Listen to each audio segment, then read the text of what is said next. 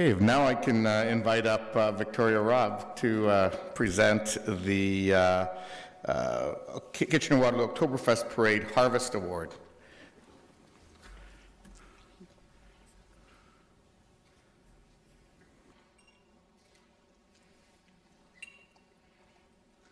So thank you very much. I wanted to make Council aware of the fact that every year, as you know, we enter a float in the KW Oktoberfest Parade.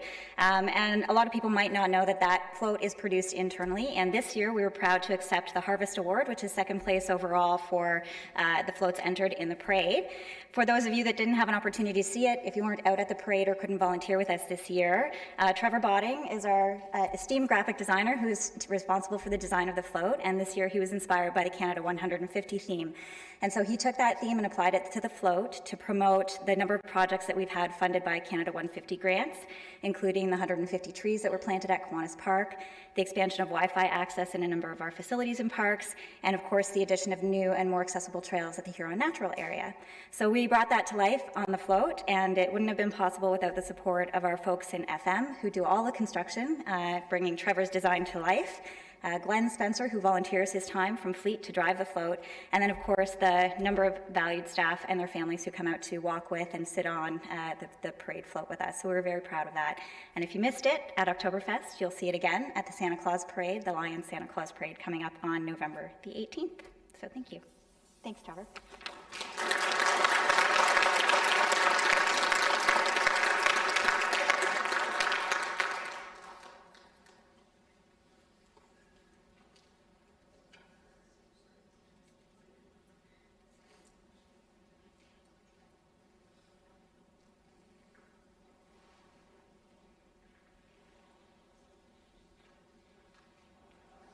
Well, on behalf of Council, I want to extend our thanks to staff for the hard work that went into the float as well. I know a lot of people are involved, from the conceptualization and design to the actual construction, and then ultimately to animating it on parade morning. And I think everyone, as they woke up that morning, were probably going, why did I ever volunteer for this? But fortunately, by the time the parade actually started, the rain ended, and it turned out to be a wonderful day for the parade. So congratulations to everyone involved. Next, we have Justin Reedman, Interim Executive Director of Infrastructure Services, to present the government's Fleet APWA Leading Fleets Award. Mr. Reedman.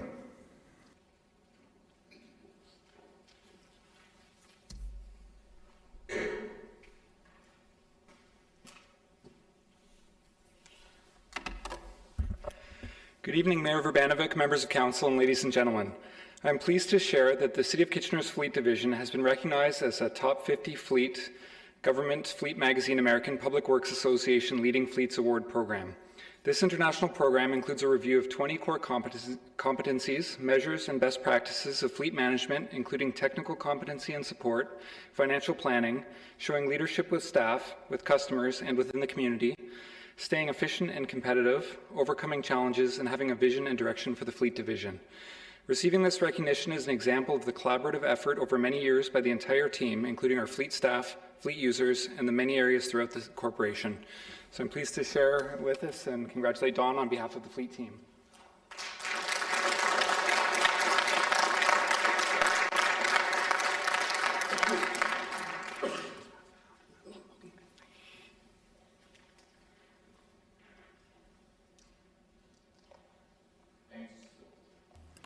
Thanks to both you, Justin, and to Don and the entire team for all of your work in obviously attaining this award. I think it speaks volumes about the quality of the staff that we have here at the City of Kitchener, and the great work that gets done on a regular basis. So thank you and congratulations. We'll now move into delegations. Just as a reminder again, registered delegations have 5 minutes to make their presentation. And we'll begin with Helena Ball, Executive Director of Homer Watson House and Gallery, to share details of their holiday party, and also to invite members of Council to participate in a special project. Welcome. Well, thank you, Mayor and Council, for having us here this evening. I would like to begin by expressing our appreciation to the City of Kitchener for the ongoing support that they continue to offer arts and culture sector in Waterloo Region, and more specifically to Homer Watson House and Gallery. Each year we host an annual holiday party, an event where we showcase the artwork of several local artists in the community, their proteges, sometimes community members as well. And it's also an opportunity for us to show our appreciation for private and public sector donors, sponsors, and granting bodies for all of the support that they show our institution that make our work possible in the community. So I would like to extend an invitation to each and every one of you. You see in front of you a package, and there's an invitation to that holiday party. And encourage you to come. And just because I thought there would be nothing more than a municipal councillor would want than homework, I brought some this evening. So I'm going to let my colleague and our executive curator, Faith, take over. So for the Ontario grant, or 150th, we're celebrating that, and they have supported our shows that we are doing. And one of the things that we have done is handed out 150 of these little cards, and we've asked our citizens to do something on them. So we thought it would be very appropriate to have council involved in this. I know they're so creative, and just to give you an example, some people have put a picture, some people have actually done a little drawing. There's many different types of artwork, and I believe that we have even one of our counselors, she's a keener. She already did one of these for us. Do you have it? You want to show it? Oh, there's two, right. Okay, thank you. So anything goes. The only restriction is that it's 5 by 7 and that it's donated to the gallery. We'll be putting it into our Arts on 150 show, which is held during the holiday party. So everybody will get a chance to see these. So like I said, anything goes. Collage, blueprints, whatever you feel like might look cool on a 5 by 7 board. Thank you. Wonderful. Thank you to both of you for coming in this evening and sharing with us this little update about the holiday party, as well as recruiting the budding artist in each of us to help you with some of your fundraising efforts at the gallery. I was at a neighborhood event just on the weekend and drove by, and the gallery is looking beautiful, particularly in the fall. So thank you for all of your ongoing efforts and commitments on behalf of the city and the gallery. Thank you. Okay.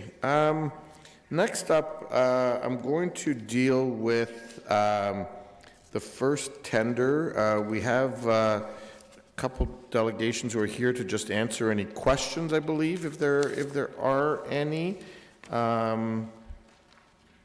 Yes. And so does somebody want to move tender number 1? Moved by Councillor Galloway-Seelock. Seconder, Councillor Schneider. Any discussion? Councillor Fernandez. Yes, thank you. It would come as no surprise to council and to people in the gallery that I have now supported Strasbourg Road Extension, but I would, with all due respect, request that the fourth item, E17-099, the consultant services for the 5-year ecological monitoring, be pulled out and be voted on separately from that tender. Okay.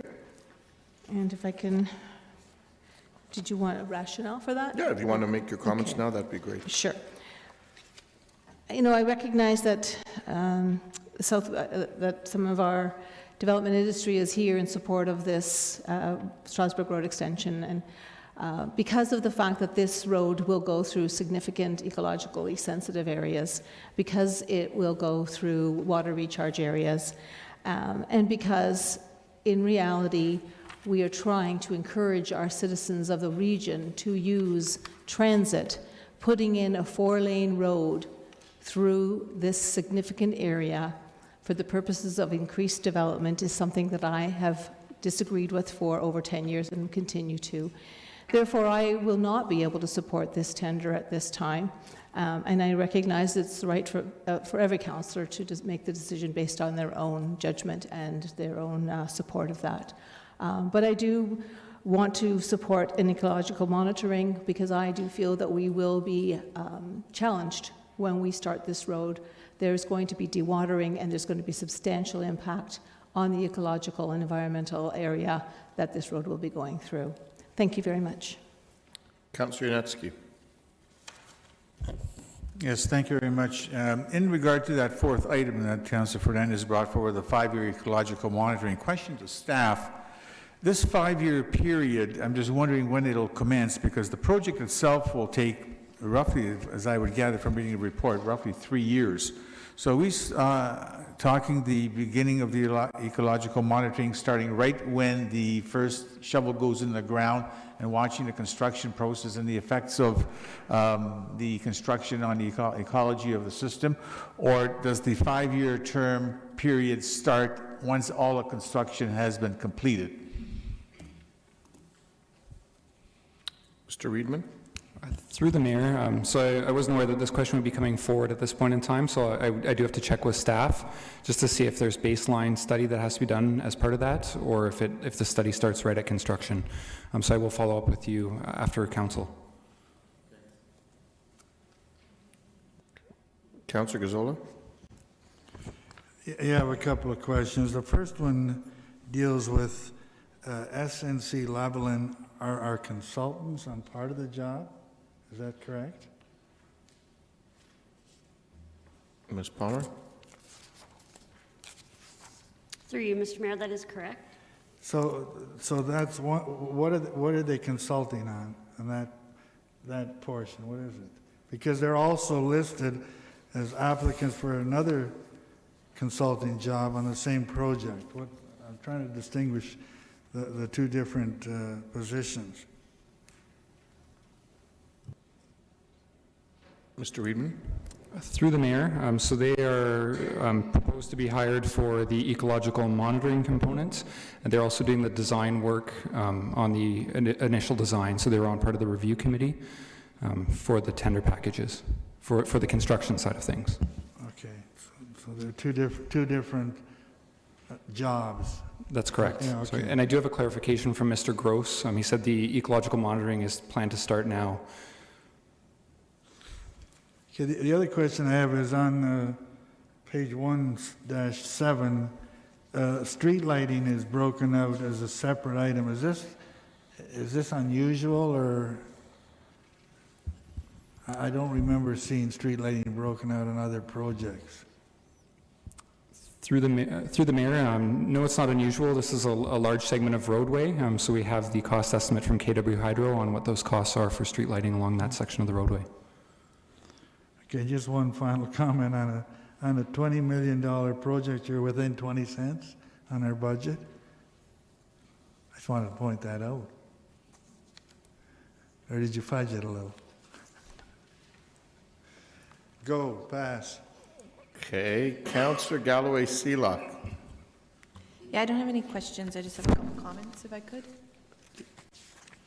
So Mr. Reedman, I think, wants to answer that last question. Yeah, go ahead. Through the Mayor, so this is based on tender amounts with contingency amounts in it. So we do have certified checks that were delivered to the office on Friday for the developers portion of the work. And then all the other line items are based on the budget line items from the different areas that would be funding those works. So this is based on actual tender amounts with contingencies built in. Thank you. Councillor Galloway-Seelock. So I just have comments, if that's okay? Yep, go ahead. This project's been a long time in the making, and if memory serves me correct, at least the extension of Strasbourg Road has been on the books since the 70s.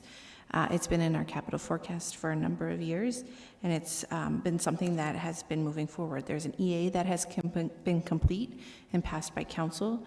There's been a front-end financing agreement that has been passed by council. So this tender is needed, and it's needed to support important infrastructure in the Southwest. I'm sorry, I'm just seeing some head shaking, because the fact is that the tender is needed to support the important infrastructure in the Southwest. because there's schools that need to be put in place. The Catholic school needs this infrastructure in order to move forward. The kids are getting bused all over Kitchener, and there's people in one subdivision that are going to 3 separate Catholic schools. I think it's really important that we continue to move this stuff forward for the residents that are currently there and the residents that will be there. And it's quite frankly, it's also needed for our South District Park. And so I think it's something that we need to continue to move forward. We've made all the approvals up to this point. This really is the implementation that we need to put forward in order for the road and the servicing to come and be finished and complete in the near future. Okay, thank you. Those appear to be all of the comments. I want to thank everyone who's been involved. I know this has been a yo person's level of work required to get to this point between all of our staff as well as all of the development partners in the community who are advancing the funds for this for many of the reasons that Councillor Galloway-Seelock outlined. With that, there has been a request for a recorded vote and to deal with paragraph 4 first, or separately rather. So I'll deal with paragraph 4 first. And that's the paragraph, the expression of interest E17-016, consultant services, and so on.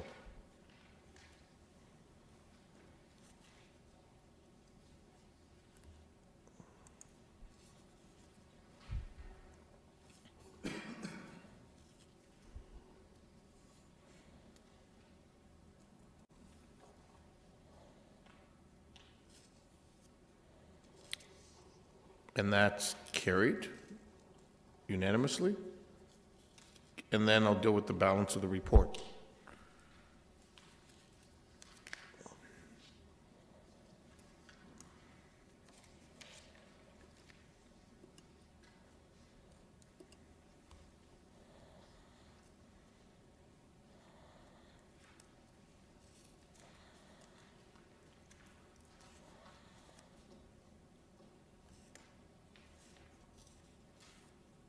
Sorry, Councillor Fernandez, you have a question, or? I just wanted to make sure that I understood you correctly. Well, Okay, I think I did. It's fine. Okay, so we're dealing with paragraphs 1, 2, and 3, and 5.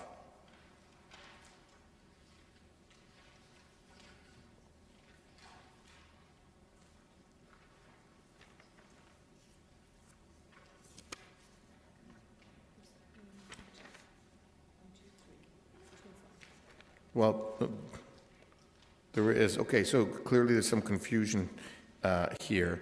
The paragraph that I was talking about in the first vote was the one E17-016. That's what I had said. So that's fine. That's what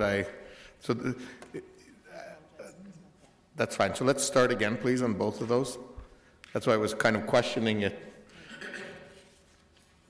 Okay, so I will deal with that paragraph again, that expression of interest, E17-016, pertaining to the Amick Foster Wheeler contract for a total of $593,643.61.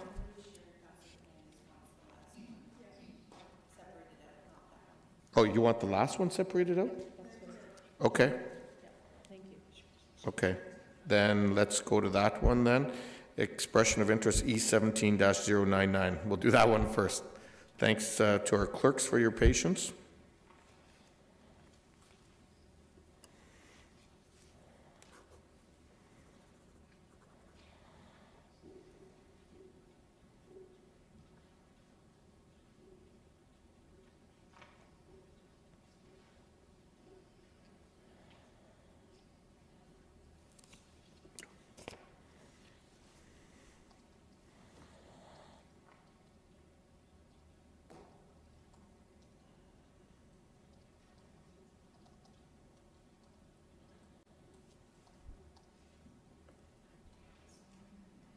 Okay. Do you want to do it manual?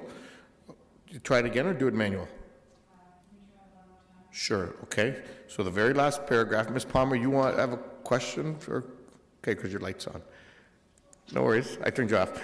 Okay. So very last paragraph, if you can vote, please.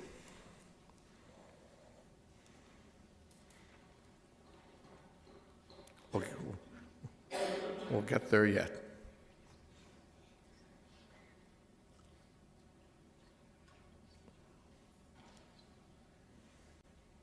And that's carried unanimously. The balance of the report?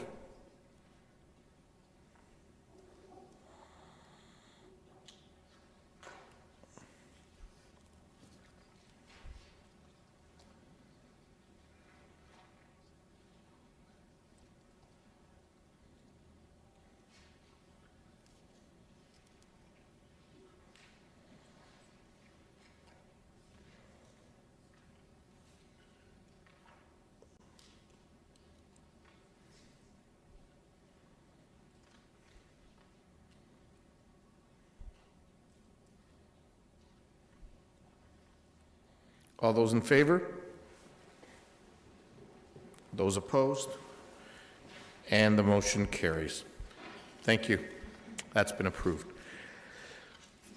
Okay, we'll now go on then to item B, and that is with respect to Clause 3 of the Heritage Kitchener report.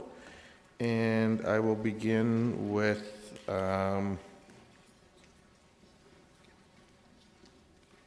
Dan Curry from MHBC Planning in support of the Dell. Mr. Curry. Oh, okay. Are you replacing Mr. Curry? Are you Vanessa? Yes. Okay. Welcome, Ms. Hicks.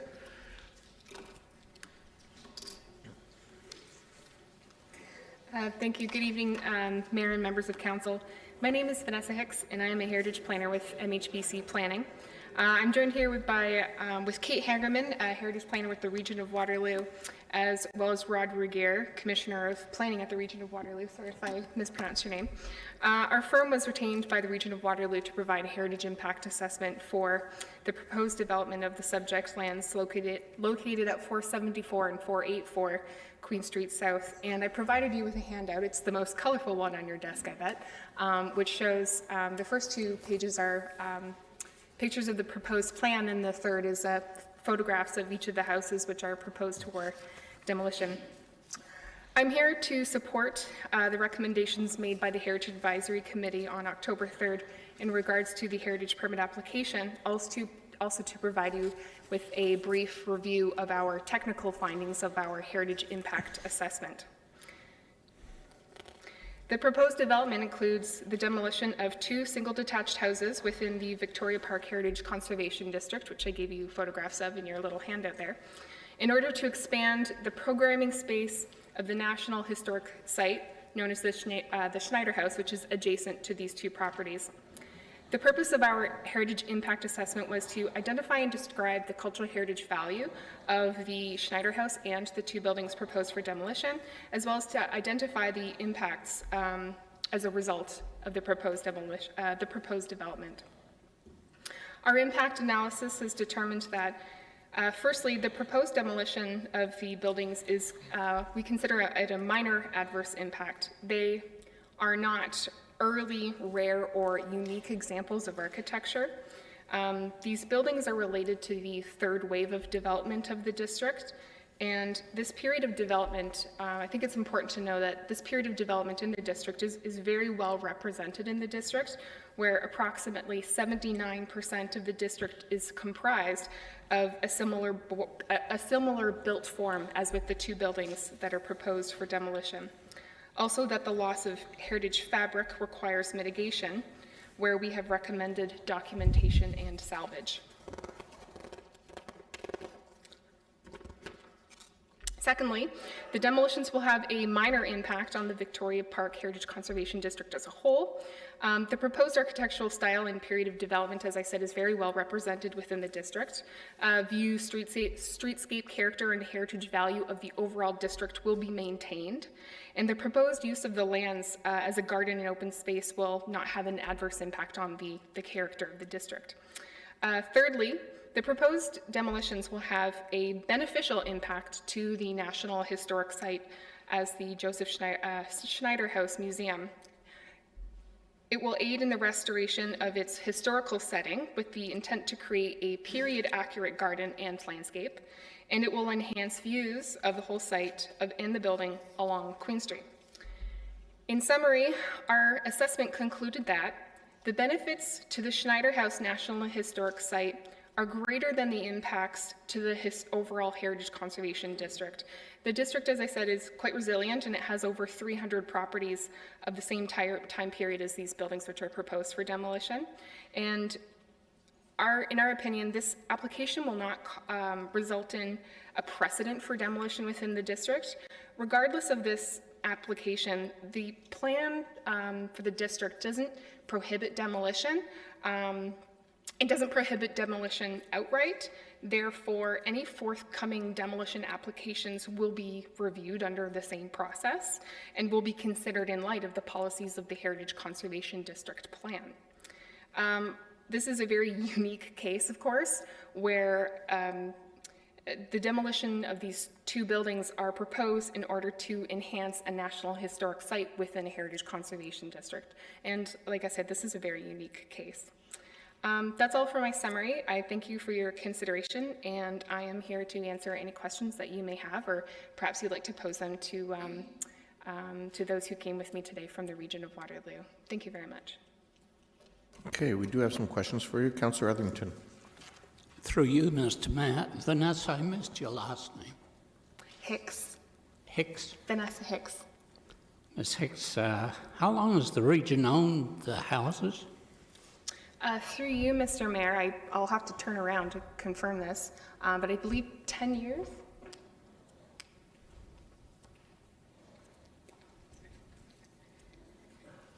Through you, Mr. Mayor, the properties were purchased with the intent of enhancing the museum in 89 and 91.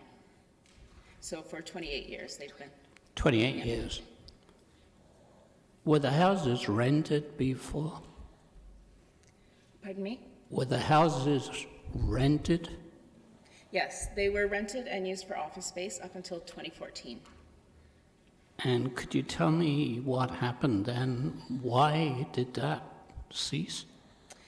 The museum has been working for 40 years to enhance the National Historic Site, and many of the projects that could take place within the grounds of the museum, the outbuildings and the improvements to the main house, had all been completed, and the museum was not then considered at capacity, and so the region was ready to take the next step in terms of developing the adjacent properties. And the maintenance on the properties, are the houses in good condition?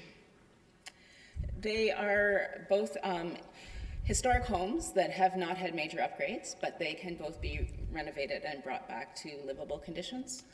But they were being kept by the region in a way where we had intended that they would eventually come down. Okay.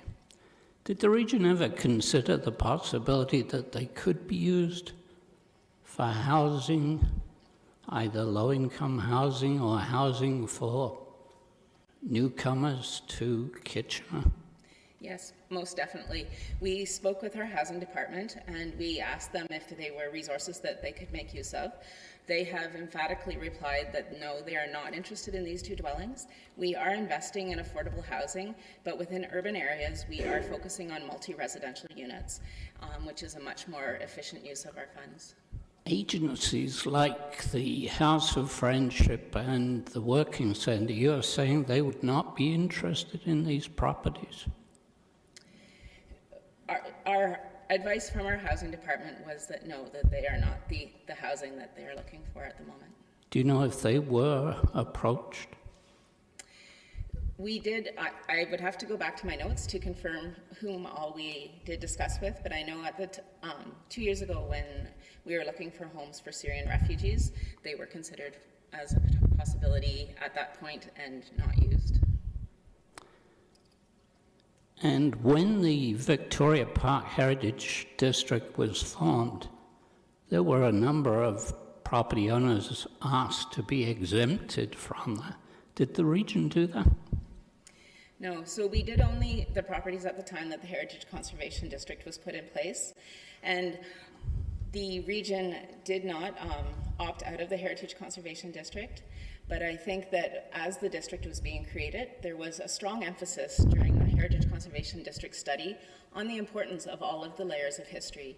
And so the Schneider House was very integral to the initial study. Unfortunately, in the Heritage Conservation District plan, there's very little policy and direction given to that early layer of history. And it is hard for us to be able to find how conserving the Joseph Schneider House property fits into the overall Heritage Conservation District. And really, it is an integral part to the evolution of that neighborhood. The Schneider Creek, the Queen Street as the original pathway, the Schneider Mill, and the Schneider Homestead. So that the region owned these two houses, but they did not ask that they be exempted. No, and they should have when they owned it with the intent of having. Do you know why that happened? No, I'm sorry, I don't. Okay.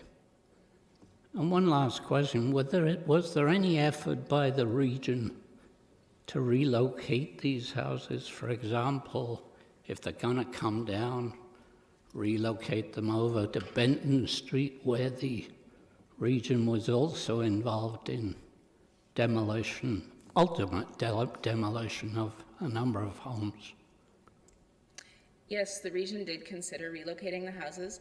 Unfortunately, with vernacular architecture, one of the main attributes that it has in terms of heritage is its original location.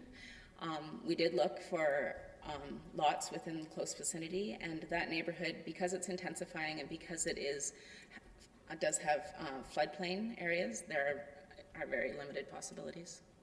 Thank you. Councillor Singh. Yes, thank you. And through Councillor Etherington's questions, I want to kind of focus on some of your answers for clarity for Council as well. You had said that the initial intent of purchasing these two homes was always for the enhancement of the museum, of the nationally historic site that is the Schneider House, correct? Yes. So although it was purchased, the region didn't necessarily have exactly in mind what they wanted to do and to attribute the enhancement to the house. And perhaps could that have been the reason for not asking for, or having that foresight for looking to the exemption for these two homes? Did you guys always view that as it is, the historical aspect of these two homes, or the location, as you said, as part of the home of the Schneider House there? Like, you've always saw it. Did you see it as integral to the site? That's what I'm asking, really, as a roundabout question. Yeah, sorry, through your chair. Yes, they were bought for the property, not for the structures on the site, and so it was always our intention not to maintain the structures. And so, Councillor Etherington is correct. It would have been a more streamlined focus or process if the region had opted out of the Heritage Conservation District. So I have the privilege to be able to sit on the Heritage Committee as well, and I was able to see the presentation that the region had, and this was a question I had asked, and I want to ask for further clarity. And this is what would give me pause to support a demolition. So you said that these two homes, the historical aspect is the geographical area, not necessarily the structural vernacular. So the type of homes are common within the Victoria Park District area, like structures such as these, or are they very uncommon onto their own? Through you, Mr. Mayor, if you don't mind me answering that question. According to the numbers of the district, there are about 377 properties within the district, and approximately 300 of them are quite similar to these two houses, which are proposed from demolition, or within the same general time frame of construction. So yes, they're quite common. Okay, and sometimes beyond the structural historical significance, we try to put emphasis on the history of those that lived in the homes. Was that research? Was there anything, any link that was made of a community leader or something that would be significant to our history here? Again, through you, Mr. Mayor, and I can answer that question. Through our Heritage Impact Assessment, we go in quite a lot of detail in trying to establish what the cultural heritage significance of these two buildings are. And we do that through architectural reasons. Is it rare? Is it early? Is it unique? Historical, associative? Did someone very important in the local community or even what is now the whole city of Kitchener reside there? And the answer is no. I won't say they have no importance whatsoever because they were people, they lived in Kitchener, they like to say they were great people, but no one prominent, significant, no one of note, I would say. These two properties are, in my opinion, more significant for their contextual value, which is the third component that we look at. And again, that's because of its location. It's very integral. It's adjacent to the Joseph Schneider House. It's now forms part of the overall Heritage Conservation District. It's really the land and the context that's Good, and I important. appreciate that. You're referencing the land itself. So just want to focus on that. With the demolition, if it were to succeed as requested or recommended from the Heritage Committee, this site's not going to get redeveloped, correct? There's not going to be a new structure, because that's a fear that there will be other applications that will set a precedent for other areas to be looked at for demolition for in the Heritage District area. That's not in question that would ever happen. Is that correct? Yes, that's correct. The region's intent is to use these lands to enhance the Schneider House property and never to develop them in the future. We are open to having further Ontario Heritage Act designations added, an individual Part 4 designation to the Schneider House property, and these adjacent properties could be part of that, so they would be undevelopable going forward. Good, thank you, and I think that's a really key point. Councillor Gazzola. When did the region acquire the Schneider House? It was acquired by the Waterloo Regional Heritage Foundation in 1975, and major renovations started in the early 1980s. And when were the other properties purchased? Late 89 and 91. That's quite a difference, quite a range difference. You sort of insist that it was always the intention to buy them for that. Why, I'm surprised they weren't purchased earlier. You talk about there are over 300 properties, similar type properties. Is there a magic number of how many similar type properties you can have in a heritage district? You talk as if there are 300, and that's... Councillor Gazzola, that's a bit of a rhetorical question. Well, they keep making a point of that, so I'm trying to find the answer. Okay, well, we'll let you make comments. Okay, no, that's fine. Had there been... I read the reports. I wasn't here at the time that this was discussed by the committee, but I read the reports, and there seems to be an awful lot of stretching. Can you tell me how many children have been injured crossing the street for the Easter egg hunt? That was one of the items, one of the benefits that we're going to get out of this. It'll be safer for the children for the Easter egg hunt. Have there been a lot of injuries? Through you, Chair. The museum staff would be able to respond to that better, but Queen Street is a very busy road, and our visitors do need to cross Queen Street just to arrive at the Schneider House. Currently, the majority of the programming happens on-site, which is ideal, but the Shtick Garden is located across the street, and so from time to time, staff do need to cross the street with a large group, and it is quite a difficult task. We would never put anyone in danger's way, but it would be much more convenient to have programming happen all on one side of the street. Thank you. Okay, those are all the questions we appear to have. Thank you. We have a number of other delegations. The next delegation is Mario Chalansky.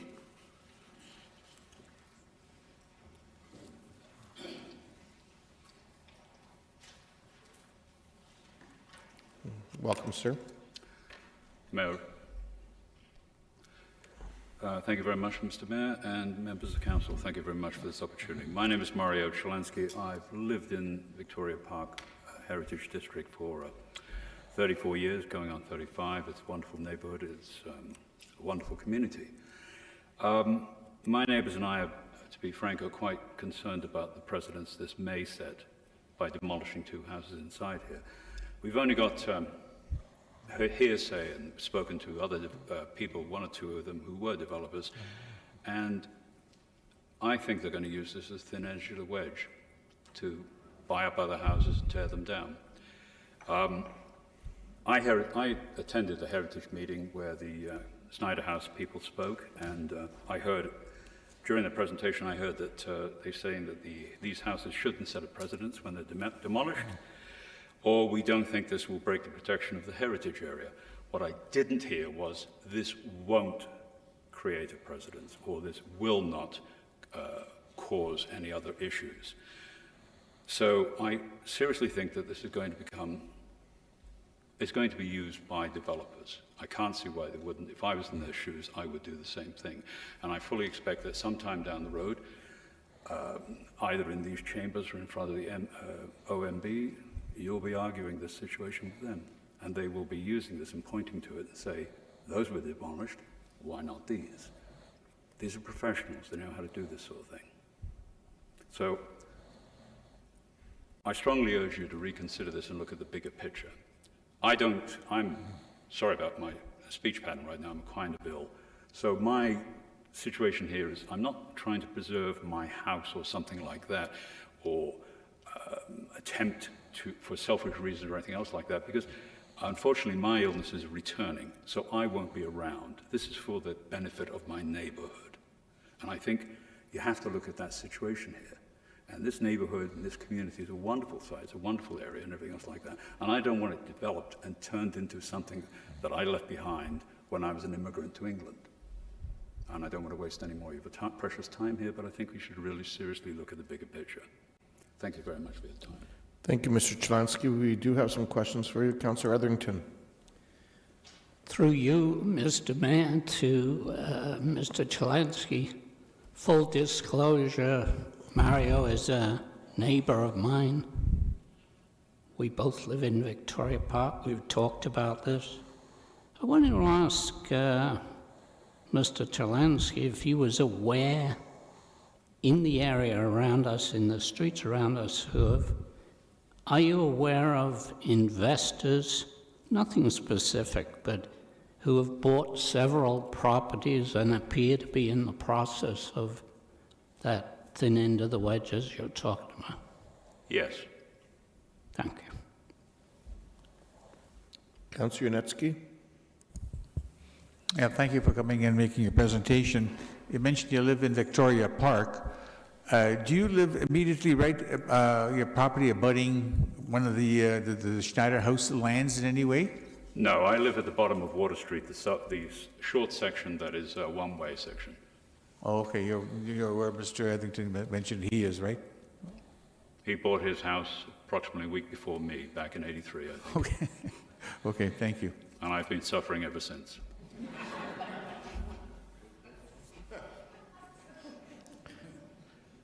Okay, those appear to be all the questions. Thank you, sir. Thank you very much. Our next delegation is Barbara Wallace.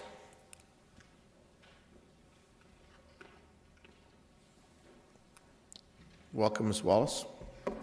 Thank you very much. I'm very pleased to be here with you this evening. My name is Barbara Wallace, and for the past 22 years, I have been one of the Friends of Joseph Schneider House. I am currently the chairperson of those Friends, and I am pleased to have this opportunity this evening to make these comments, so thank you.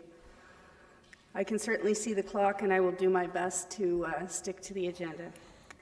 Joseph Schneider House is near and dear to the hearts of its Friends. We care very much about that old house, and I am here on behalf of the Friends this evening to urge you to approve demolition of the two houses on Queen Street adjacent to the Joseph Schneider House Museum.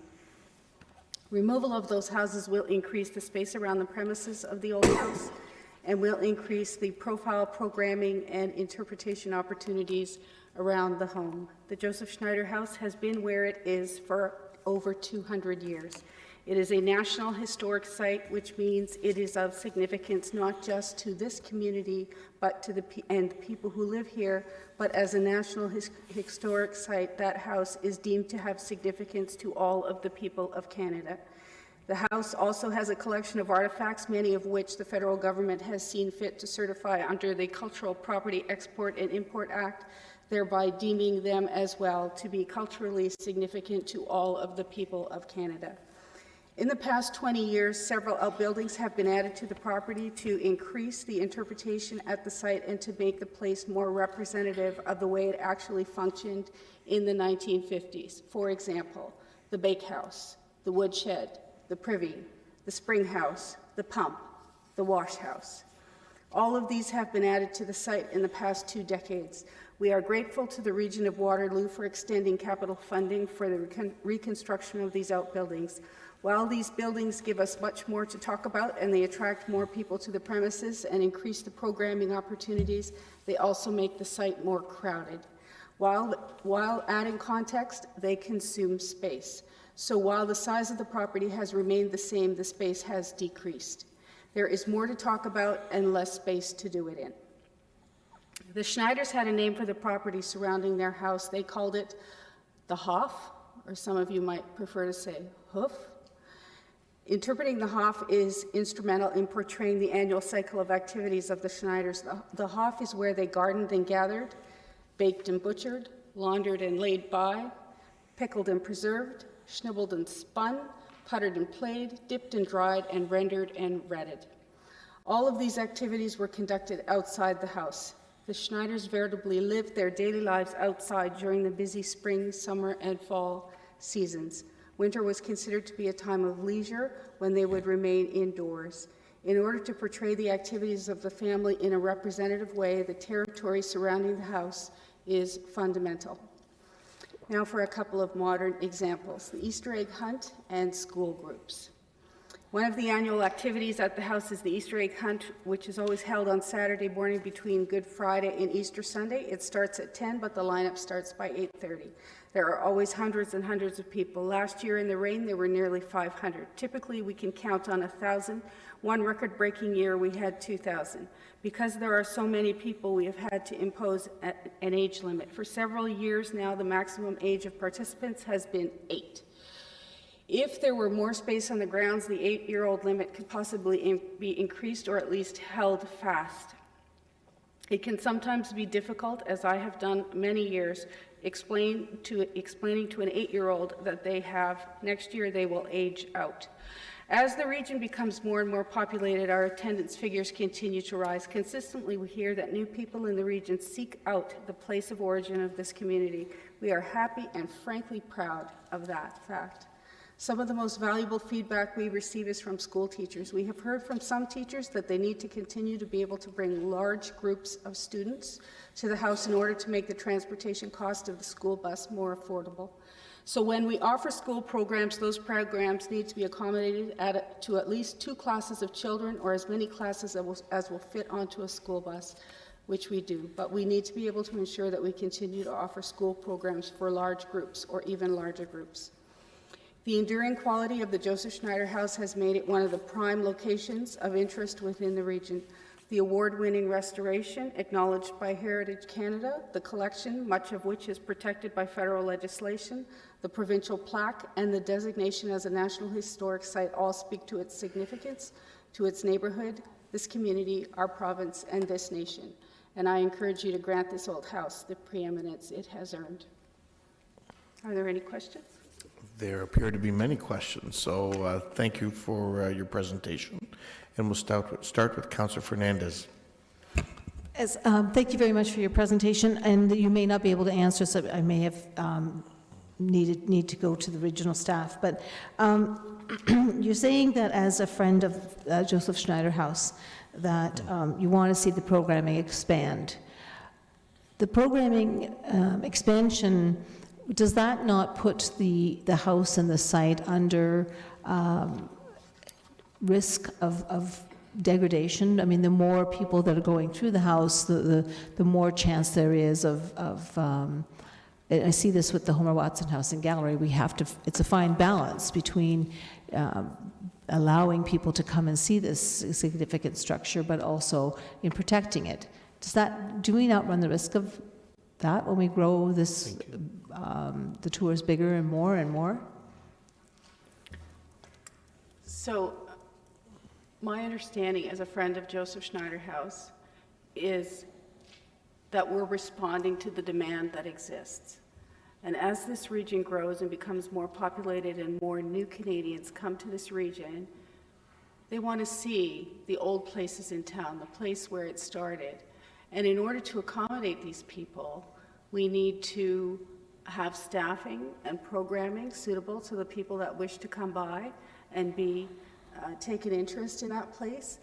It is a museum, and it is a place where people are welcome. It's open sometimes 7 days a week, and that's an appropriate thing.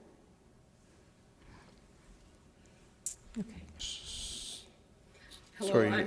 I'm Carolyn Blackstock. I'm the Historic Site Supervisor at Joseph Schneider House, so I can answer some of the questions as well. Okay, thank you. Go ahead, Councillor Fernandez. And I don't know if this may be inappropriate this time, because I want to ask some questions around the garden across the street and the house beside. So can we have regional staff come back after all delegations for other questions that have come up? We can, but I'm not sure what the relevance of the property across the street is, in all fairness. Like, I think we need to stay focused on the demolition application that we're considering this evening. Yeah, and but the issue has been discussed or raised about the garden across the street and how that relates to the programming at Joseph Schneider House.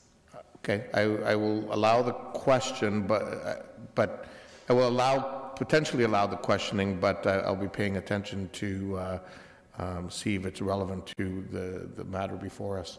Okay. Councillor Etherington? Through you, Mr. Mayor, to the delegation, to Ms. Wallace, I guess. There's a comment in a letter that we have in front of us where the resident of Victoria Park was not able to be here. That resident is asking the question, if you need these houses to expand your programs, if you need these houses to in some way reflect the original Schneider property, wouldn't you also be able to argue that you take some properties on David Street, knock those houses down? Could that not be argued? That's part of the Schneider property. And I'm just quoting the letter of this person, Mr. Smith, and his wife, who live in Victoria Park. Would you make that argument? The original Schneider farm was over 400 acres. I don't see us ever having that, and this space is all that we want. That's all that was ever intended, was by purchasing these two houses to be able to have space out front to create more visibility and more space for programming. I understand that, and I'm delighted that you're not thinking of 400 acres, but you could nibble away at some properties around Schneider House if these demolitions are allowed. That's the point I'm making. Do you agree? There's no intention to do anything like that.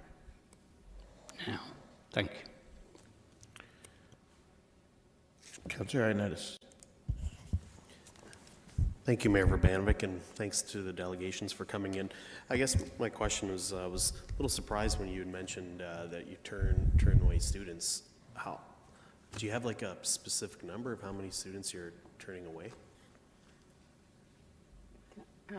With respect, I don't believe that I mentioned that we are turning away students. We've been receiving a lot of feedback from school teachers who tell us that in order to make the visit to the Schneider House a field trip feasible, they need to be able to fill a bus with students. So they've encouraged us. One of the reasons that teachers continue to bring their students to Joseph Schneider House is because we will accommodate large sizes of field trip participants. But we need to be able to make sure that we can do that in future without the property becoming congested. So we do our best, as I understand from staff, we do our best to accommodate all requests by teachers to bring students in, but that is of primary importance to teachers from what we've heard from them. Okay, so can you elaborate why there's an age limit then? You were saying An age limit on the Easter egg hunt? Oh, is that what it is? Yeah, there's an age limit on the Easter egg hunt just because it's unmanageable to have an increased age limit. Okay, those are the clarifications I wanted, but also from when I sit on Heritage Committee as well, and one of the things that was mentioned during the presentation there was the amount of visitors that come to the park. Do you have a ballpark figure what that is on a yearly basis?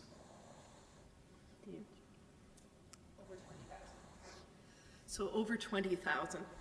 Sorry, I'm new in my position, so I don't have the numbers in my head yet. So that's a significant amount of people that come to see that. Okay, thank you. Okay, those are all the questions we have. Thank you. Thank you. Ms. Muriel Pratt.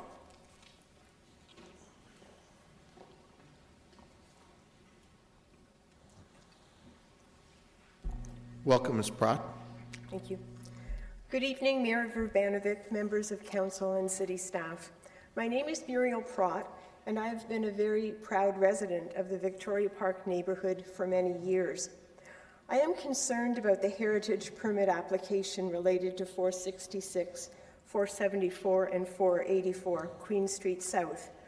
I am opposed to the application to demolish the two houses because I feel the Schneider House will gain little at great expense to the Victoria Park neighborhood. The cultural heritage value of the houses is identified clearly in the city's report. In addition, their size, character, and location close to the downtown, transit, and Victoria Park make them desirable as homes. They balance the residential streetscape at the corner of Queen and Schneider Avenue, leading into Victoria Park. They are sturdy houses, and the regional real estate market is hungry for houses of this type, especially in the Victoria Park neighborhood. The houses have been unoccupied and neglected for many years due to regional government decisions. This should not be used as an excuse to demolish them. It is estimated by the region that $100,000 will be required to upgrade 474 Queen to a rentable standard, and $25,000 for 484 Queen. This is not an unreasonable price for returning two houses to the market, especially after years of neglect. The demolition application proposes elimination of the 20th century landscape features at both properties, and removal of the large evergreen trees currently in front of the Schneider House. 474 has a mature maple tree on the boulevard in front of the house, and 484 has a mature maple tree on the corner of the property, as well as two young maples on the side property yard. It would be tragic to have these trees damaged during demolition or eliminated, as they provide a beautiful canopy to the streetscape. The large evergreen trees in front of the Schneider House provide shade that must be welcome to those participating in activities on the front porch of the Schneider House during hot summer days. Would pruning of the lower branches not achieve increased visibility while preserving the trees? The City of Kitchener's document on sustainable urban forests, dated March 2017, states that large mature trees provide economic value, environmental and social benefits. These trees need to be protected. It is proposed that a heritage vegetable garden be relocated from the north side of the Schneider House to the site of the two houses following their demolition. Currently, the Schneider House also has a shtick garden across Queen Street, where there is also a large open space. Believe me, I love gardens, but a vegetable garden is only functional for 6 months of the year at best. Are gardens worth the demolition of two heritage houses? The region also has a second museum in Kitchener, Dune Heritage Village. This museum has an extensive property. Perhaps large events like the Easter egg hunt and Canada Day festivities should be relocated to that venue rather than overwhelm the Schneider House Museum. In conclusion, I ask you to carefully weigh the limited benefits that the Schneider House will receive with this proposal, compared to the significant negative impact on the Victoria Park neighbourhood if these two houses are demolished. It will set a terrible precedent and encourage neglect by other property owners. I think that 474 and 484 Queen Street South should be upgraded to current standards and then sold, with the proceeds being used to explore other options for optimizing programming at the Schneider House. Thank you. Okay, we have some questions. Councillor Etherington. Through you, Mr. Mayor, to the delegation. Muriel, I don't need an address. You live close to these properties? I live on Brock Street. Okay, Brock Street. And you're obviously familiar with the houses and the sites. Could you hazard a guess on, if these houses were retained, how many families do you think could live in those houses? I have not been inside the houses, so I don't know what their capabilities are in terms of occupying residents. The pictures we have of these houses, they are fairly large properties. Do you agree with that? Yes. Yeah. Okay. Thank you very much. Thank you, Ms. Pratt. Those are all the questions we have for you. Our next delegation is Ms. Kay Algie.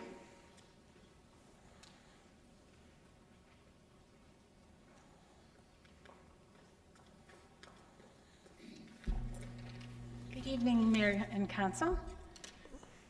My name is Kay Algie. I'm a resident of Waterloo and a regular visitor to Joseph Schneider House. You're being asked tonight to approve the demolition of 484 and 474 Queen Street South on the grounds that this destruction will ultimately be for the better good of heritage in your city. For example, providing more programming space for Joseph Schneider House. But my major problem with this is that we have absolutely no guarantees this will actually happen. Now, if I saw the region had increased the 2018 staffing and events budget for Joseph Schneider House, that would be a different matter. And if I saw photographic evidence of cheek-to-jowl crowds at Joseph Schneider House events, the kind of crowds we see up on Ezra Street in Waterloo, or something maybe 1/20th of that density, that would be a different matter. But the only festival Joseph Schneider House has mounted of late, Heart in Hand or Handwork, was cancelled a year ago. So we might very well end up with space that is empty 364 days of the year, except for the Easter egg hunt. And we might end up with a nice garden on the site of these homes. However, some have argued it is inappropriate to place a garden adjacent to the house if we are to interpret to the chosen restoration period of 1856. So at this moment in time, I see no compelling heritage arguments that say we must demolish these houses now for the betterment of the Joseph Schneider House National Historic Site. And this is a heritage matter. And on the other hand, there are compelling reasons not to do it. There are legal reasons not to do it. As you know, you, Mayor and Councillors, have a legal obligation to conserve significant heritage resources. The provincial policy statement of the Ontario Heritage Act says significant heritage resources shall be conserved. The Victoria Park Heritage Conservation District has been designated under the Ontario Heritage Act as a significant heritage resource. So that's your legal obligation to protect that. Although I've spoken to you before on heritage matters, as a Waterloo resident, it's those council meetings I more regularly attend. And I've observed that every time council permits a slight variance from the rules, it sets a precedence. You can never undo it, because each new applicant asks for what the previous applicant got, and usually a bit more. So if you approve these demolitions tonight, you will get more requests for demolitions within the Victoria Park Heritage Conservation District. I guarantee it. This is even more likely if, for budgetary or staffing reasons, say the region is unable to go ahead with plans to use the site for the big educational events that could not possibly have been accommodated otherwise. No, it just sets a demolition will set a dangerous precedent, and most seriously, it will send out the message that Kitchener Council is not serious about following the provincial policy statement and the Ontario Heritage Act. Now, I think a good case could be made for why Joseph Schneider House National Historic Site needs additional space, but unfortunately, that's not what you have before you tonight. You have something that might happen. So that's why I ask you to refuse this request, or at very least, defer it until you receive better evidence of concrete plans to actually make good heritage-sensitive use of these properties. Okay, thank you very much. We do have some questions for you. Councillor Marsh. Thank you for coming in, Kay. Thank you. I just have a couple questions for you. One is just, when you heard that statistic earlier this evening that 300 out of the 377 houses in the Heritage District are similar to the homes that are being proposed to be demolished, what's your reaction to that, and why do you think it's still important to not demolish these two homes? Well, because I think we're talking about a heritage conservation district. We're not talking about individual properties in this case. There's a difference between ones designated under Part 4 and Part 5 of the Act. And the district is important because it is a neighborhood, and it's for its totality. It's for its context, as was mentioned several times. The context is important. The rules of the guidelines, I guess, of the Heritage Conservation District are important. Mm-hmm. So I don't think it really matters. The importance is that it's a district, part of the district. Right, okay. And you mentioned that if you had seen an increase in the budget for staff and resources being allocated in 2018 for additional budget allocations for the Joseph Schneider House, you would have potentially been more convinced that it would be a good idea. What I'm wondering is, I mean, with the previous delegate, we learned that we have a very strong group of friends of the Joseph Schneider House, and my understanding is that they're all volunteers. So, the people who animate the space are not paid at all. So even if we had 20 more, I don't think would we see an increase in the region's budget for that? Well, I'm not sure that events are generally managed by volunteers. It hasn't been my experience. They assist with them. Yeah. But in terms of like putting on a festival and so on, so that's just what I say. Like, if this proposal were coming at a point where the budget had been passed and this is a block to going forward on a plan that's already been budgeted for, I would feel really differently about it. I just think it's premature at this stage. Well, I guess it's a chicken and egg thing, because if the region had the go-ahead to demolish the houses, then they could plan for their budget for next year, including the additional space. Could they not? I mean, the budget hasn't been set at the region, has it, for 2018, to your knowledge? I don't believe it has. No. Yeah. Okay. But I mean, when I worked in the library system before, it's a lot easier to make a case for something when you have evidence that you've outgrown your possibilities. Sure. Okay. Well, I appreciate your perspective. Thank you. Councillor Etherington. Mr. Mayor, two quick questions. Thanks for coming in. Okay. Do I understand you correctly where you're saying that in the event of these demolitions going ahead, similar demolitions could happen in other heritage districts, like the ones in Councillor Marsh's ward? From what I have seen happen at other councils, particularly the Waterloo Council, which I'm more familiar with, But I think that's just what happens, you know, when people see that one person gets it, then, well, why shouldn't I? Am I chopped liver? Aren't I as good, you know, don't I have as good a reason? So I think it sends out a message that we can start whittling all heritage conservation districts away in the city of Kitchener. Thank you. And one other quick question. You're much more familiar with heritage than I am. Could you explain to me the heritage principle, the general principle, do not destroy? What does that mean?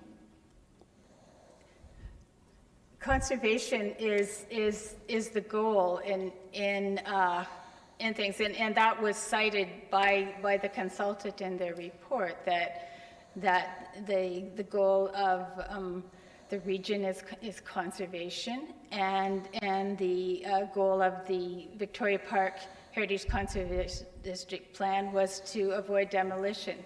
So those are the starting premises, one would think. And again, I come back to this is a heritage issue that we're talking about. It's not a development issue tonight. It is a heritage issue, and I think conservation is the goal.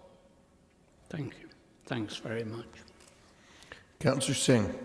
Thank you, Mr. Mayor. And Ms. Algie, let me start off with saying that I absolutely appreciate your advocacy and the point of view that you're bringing to the table. But at the same time, I have to rebut and ask that question of the concern for the precedent setting of demolition of these two homes. And as you said, others will bring forward similar applications. Are you saying that they will demolish? They would want to demolish along the Schneider House of their homes and want to join on to the Schneider House property to enhance that nationally historic site? Or are you saying the fear is propagating that developers will creep into the district, the Heritage District? Actually, neither, when you get right down. I mean, I just feel it establishes a precedent more in the action of council that, yes, we will entertain some exceptions to the guidelines set out in the Heritage Conservation District Plan. We've got this one here. Okay, what's the difference between my desire to change the character of the Heritage Conservation District and this one? So that's why, I think it just sends out that message that council will allow, in my opinion, an erosion of the Heritage Conservation District Plan. Well, we don't stop any applications coming forward, but we do prescribe to a policy and we look at all varied views. And I think we are trying to do so with this application as well.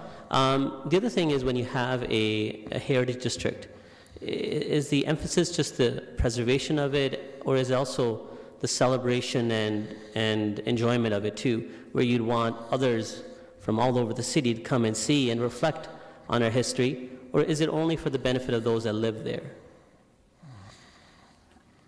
I think it's both, but I'm not sure how this relates. It does relate because we're speaking to a site that is as I said, nationally historic site that attracts wide patrons to that area that are able to see what the Victoria Park neighborhoods look like and a reflection on our past history. So would we not be hindering that benefit to the overall community? Well, that is the argument made forth in the application and in the Heritage Impact Assessment. It's one I am not confident can be implemented at this point in time for the reasons I said in my presentation. Are you saying the programming at the Schneider House isn't currently successful? No, I'm not saying that at all. I'm saying I don't have confidence that the demolition of these properties will result in a better a benefit to the community in Joseph Schneider House, because I just think it's not clear that these plans will proceed. They could proceed, but we have no guarantees for the reasons I outlined. Okay, thank you. Councillor Galloway-Silak. Yeah, my question is with regards to what history are we going to conserve or preserve here? Is it going to be more modern history, or is it going to be what predates the current situation? So my question to you is what part of history is more important here? Is it the more modern with the current homes in the Heritage District, or is it the history that predates those homes in the 400 acres that the Joseph Schneider House had prior to these homes being built? Which one's more important? My approach is a little bit different than the question you're asking me. I think in the Heritage Impact Assessment, it was suggested that although acknowledging that conservation was valued by the region and demolition was not encouraged, was discouraged in the Heritage Conservation District Plan, they did said, you know, sometimes you can make exceptions to interpret back to the area of the period under restoration.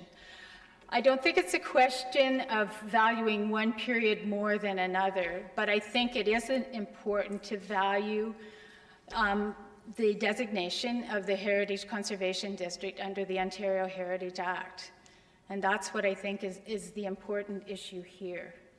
And I think you have to be very clear if you're going to start opening the door, because this will open the door, that there's extremely good reasons for this, and this is where I have my problem. At this point, I don't feel compelled.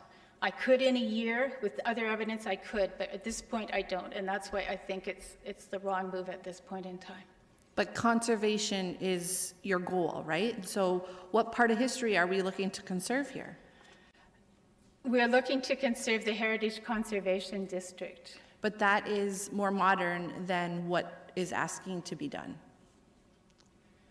So I'm just trying to understand that, because we are preserving history here. It's just a matter of what history are we going to preserve. You're preserving a view, I think, if I understand the argument here, that in terms of how we would preserving history for Joseph Schneider House, is we would be making the view more like it was when Joseph Schneider House came here. But it's not going to be like it was, because as someone else pointed out, that would require us to demolish most of the city. So it's pretty hard to have that as our goal, I would think. But do you not think that with the context of the Schneider House being right next to these demolitions, that it doesn't open up the rest of the Heritage District, because no other home other than the ones surrounding the Joseph Schneider House have that context. No other home has a National Historic Site next to it. So apples to apples, there's no other area there, so the precedent isn't set for the whole entire district. Would that be an accurate assumption? And again, I think if I were really confident that all these things were going to come to pass and it would improve the programming and all these things, it would be one thing. But my worst fear is that, God help us, we demolish these things and it just doesn't happen. So to me, that gives people more of an argument to say, well, why can't I do it? I'm going to really do it this time. So the region owning these properties for 28 years and having this plan for 28 years doesn't give you confidence this is actually what they're going to do with the demolition? If they had done something with them in the 28 years, then if they had a plan, I'm not sure why it's coming up now when the plans aren't that concrete. There's desires, but I don't see a budget. I don't see a staffing complement, Right, but we've established that the budget for next year hasn't been established yet, and I think... Which is my point. Well... Which is my point exactly. You can't put a budget forward without knowing if you actually are going to have the programming space, right? So, but my other question is sometimes master plans take a while to implement, and there's phases to that. And they're at the phase now where they can actually move forward with this piece of it. Have you seen that in the future where a master plan takes a while to unfold? I'm sorry, I'm having That's okay. That's okay. Have you ever seen where a master plan, because they've implemented a number of fixes and refurbishments throughout the years, but it takes a number of years for a master plan to unfold, with the intent 28 years ago to do this, Does it give you some confidence that this is just the next phase in their master plan? I would have more confidence if this master plan had been formulated 10 years ago, 15 years ago. Okay, thank you. Instead of now when some maintenance is needed on the buildings, but I don't know, could be coincidence. Okay, thank you very much. Those are all the questions we have, Ms. Elgie. The last delegation is Ms. Gail Poole.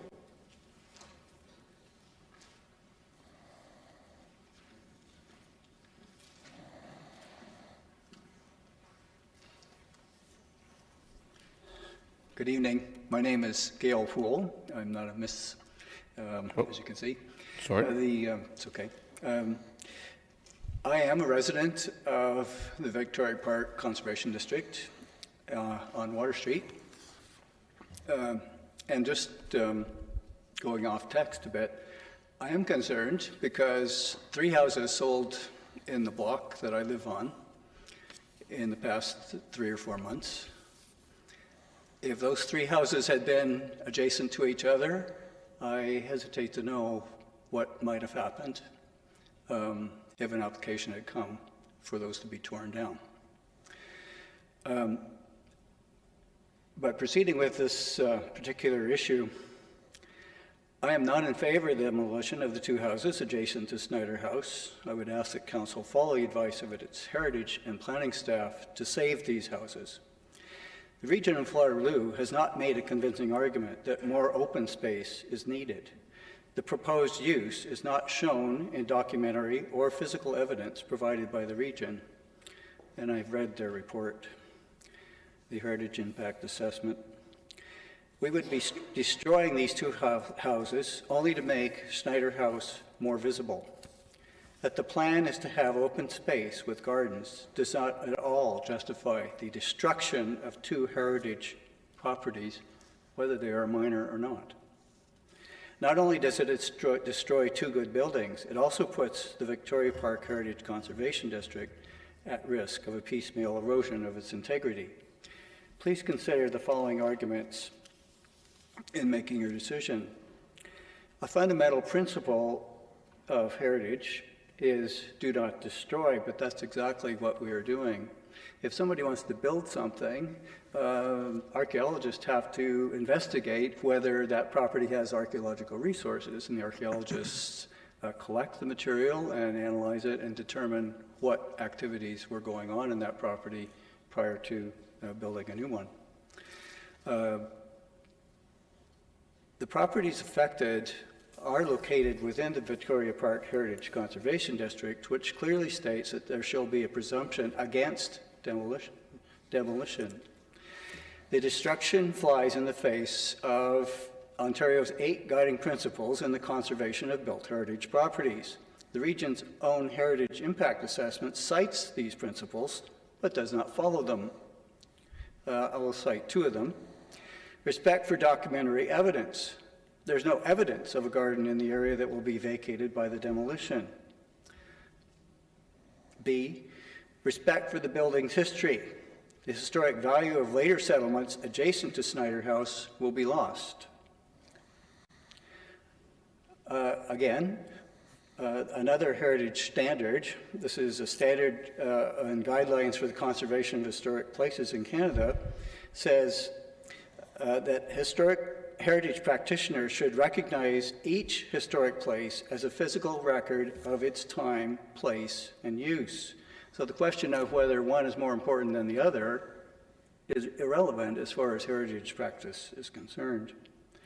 Retention of the 2 houses will not affect the heritage value of Snyder House, but their demolition will irreversibly impact on Victoria Park's Heritage Conservation District.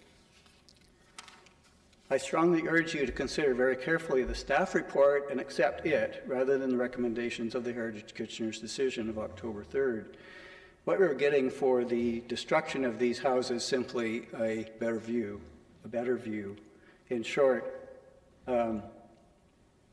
I see no reason why we should destroy these 2 houses, which is an irreversible act compared to putting up with these houses being adjacent to Snyder House and finding other opportunities.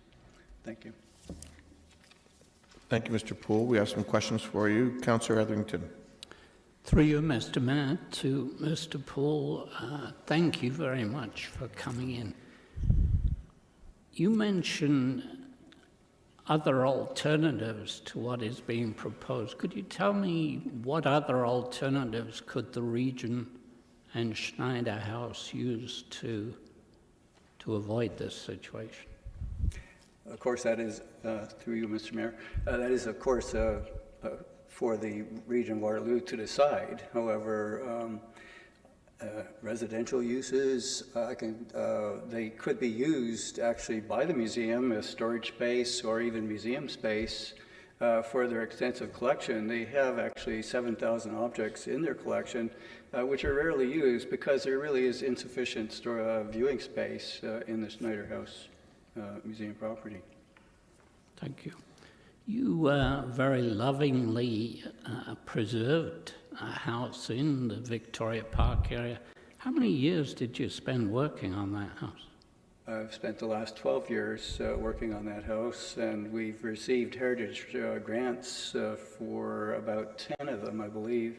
In each case, we are asked to present documentary or like photographs or physical evidence before we can appropriately restore these features of our house.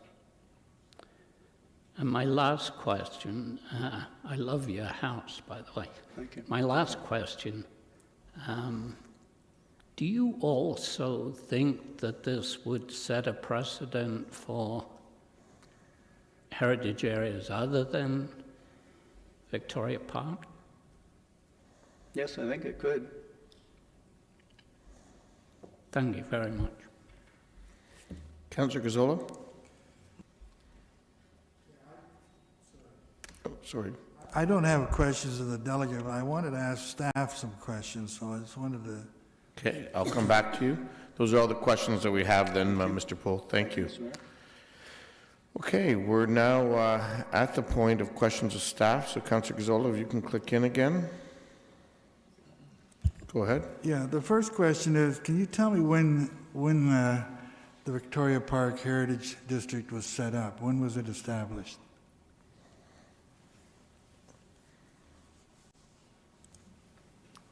Through you, Mr. Mayor, the Victoria Park Heritage Conservation District was put in place in 1996. Okay, can you move closer to the mic? And Through you, Mr. Mayor, the Victoria Park Heritage Conservation District was put in place in 1996. Is it a requirement, was it a requirement that the city had to set up a Heritage Conservation District there? Through you, Mr. Mayor, no, it was not a requirement. It was simply one of the planning studies that was done at that time, and that there was some level of support for within the neighborhood.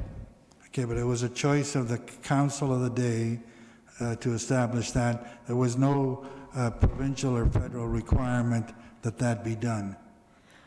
Through you, Mr. Mayor, there would have been some high-level governing policies through the province, likely the ROP, the Regional Official Policies Plan at the time, as well as the city's official plan about the conservation of heritage districts. So there would have been some policy direction to consider the establishment of those districts. Yeah. It was my understanding, and I want you to correct me if I'm wrong, that in establishing a conservation district, the decision is made at that time that that district will be maintained as it is at that period of time. That and it has nothing to do with looking inside the houses.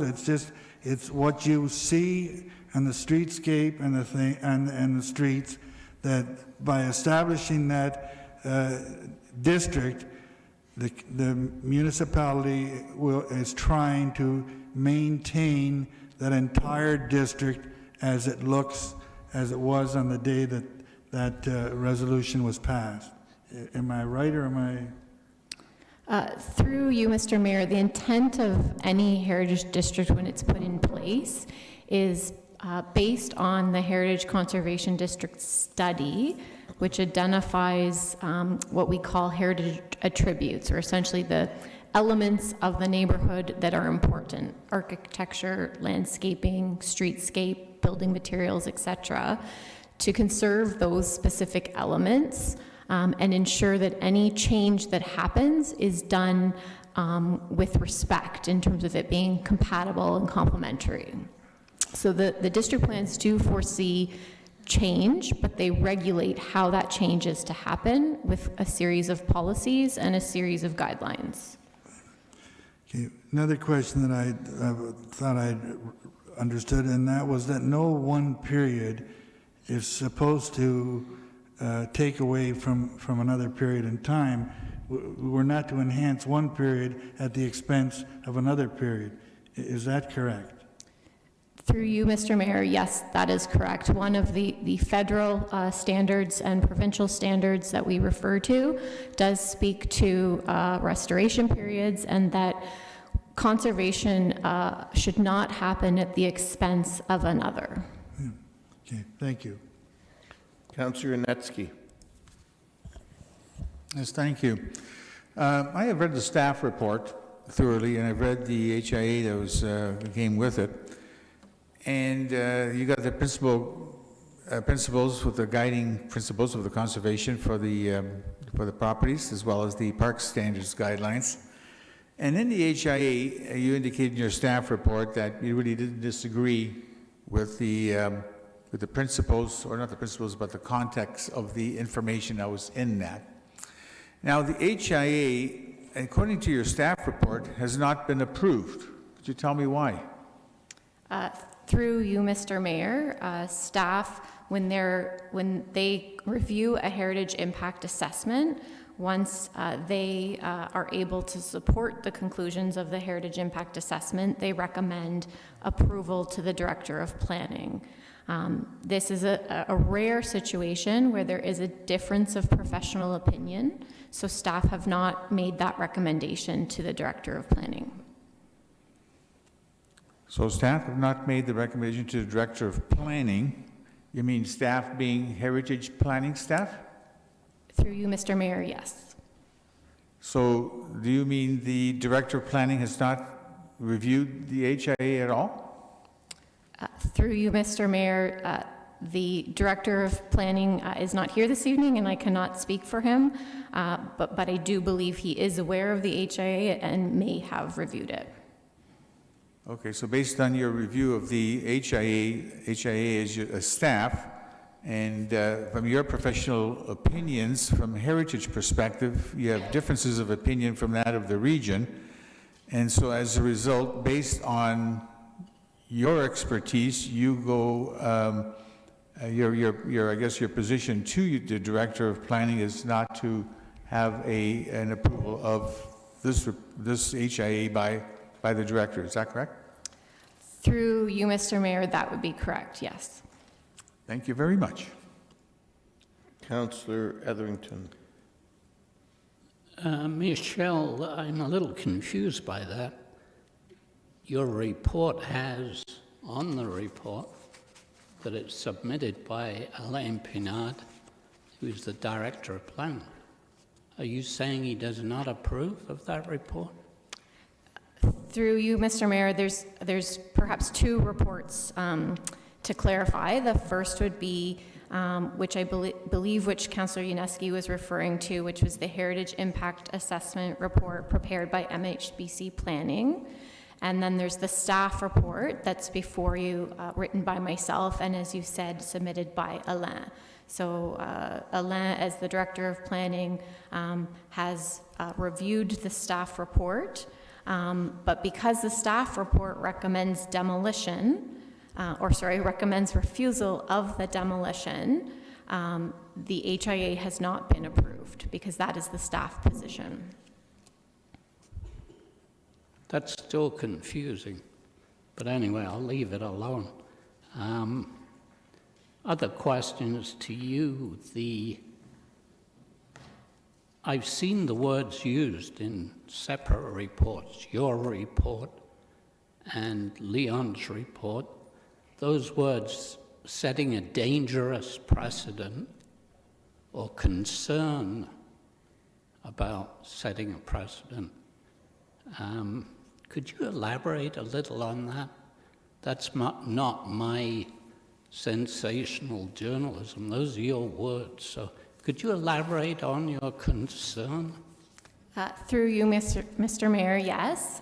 So from my perspective as the heritage planner who reviewed this heritage permit, I do believe that the approval of the demolition could set a precedent for demolitions to come forward once this decision is made.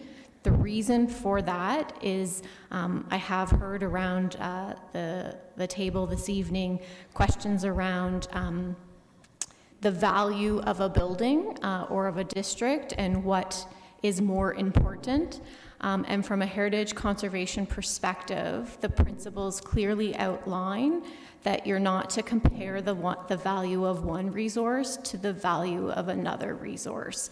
So although I completely understand the intentions of the Schneider House and their efforts to expand and enhance the National Historic Site, my concern is that, yes, that is a unique situation, but one could also argue other unique situations where they compare other types of heritage resources within Victoria Park or in any of our other heritage districts.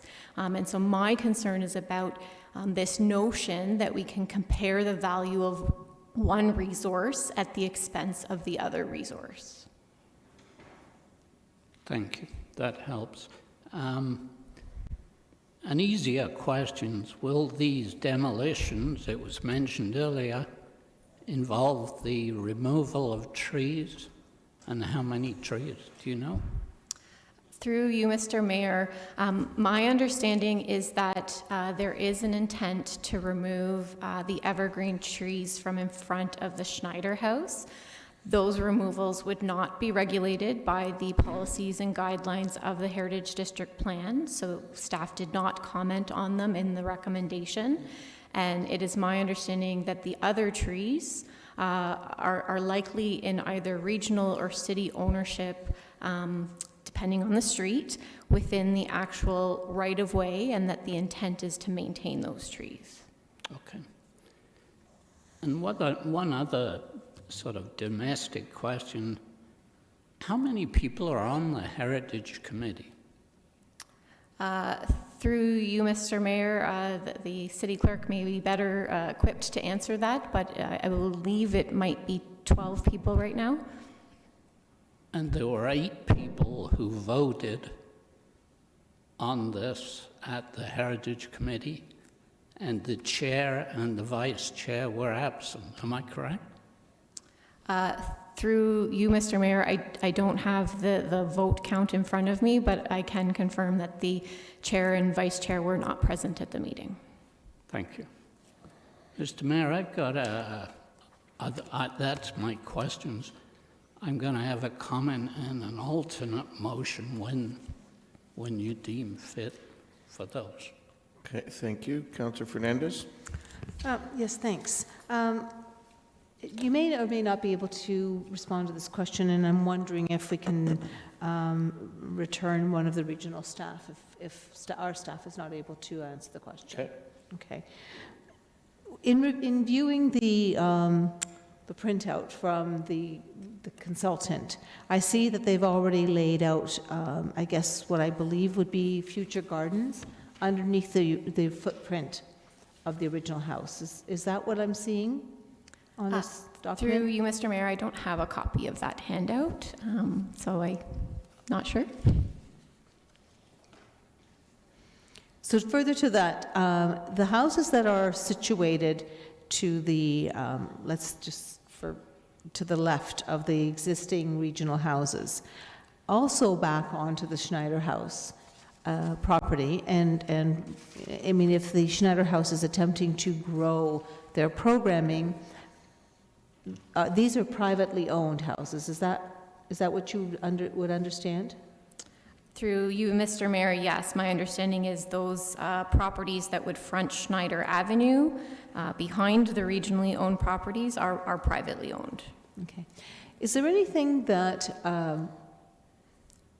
we as a city of Kitchener, and I mean, I think we're in a bit of a difficult situation because we're in partnership for many things with the regional government, but should the region not move forward with the plans that they're indicating they want to move forward with, is there anything that we could do to stop any possible or future development on those lands?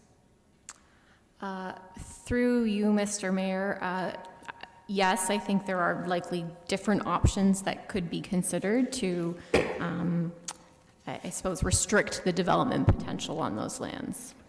So is that something that we would have, excuse me, is that something we would have to put into place through our motion tonight, through our support or an amended motion this evening? Or is that something that staff would work into the plan that the region has with this site? Through you, Mr. Mayor, I believe it would likely need to be referred back to staff to understand what those options are. Obviously seek the input from the region as the landowner, and then the options that come to mind for me would likely require process. So we would have to come back through the Heritage Committee and then ultimately Council. Okay, thank you.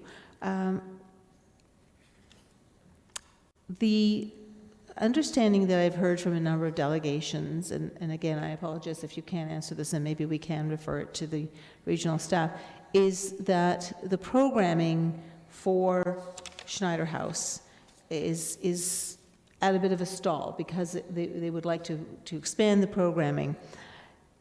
Is it not important when we're dealing with heritage sites, similar to Homer Watson House and Gallery, that we proceed with caution on the amount of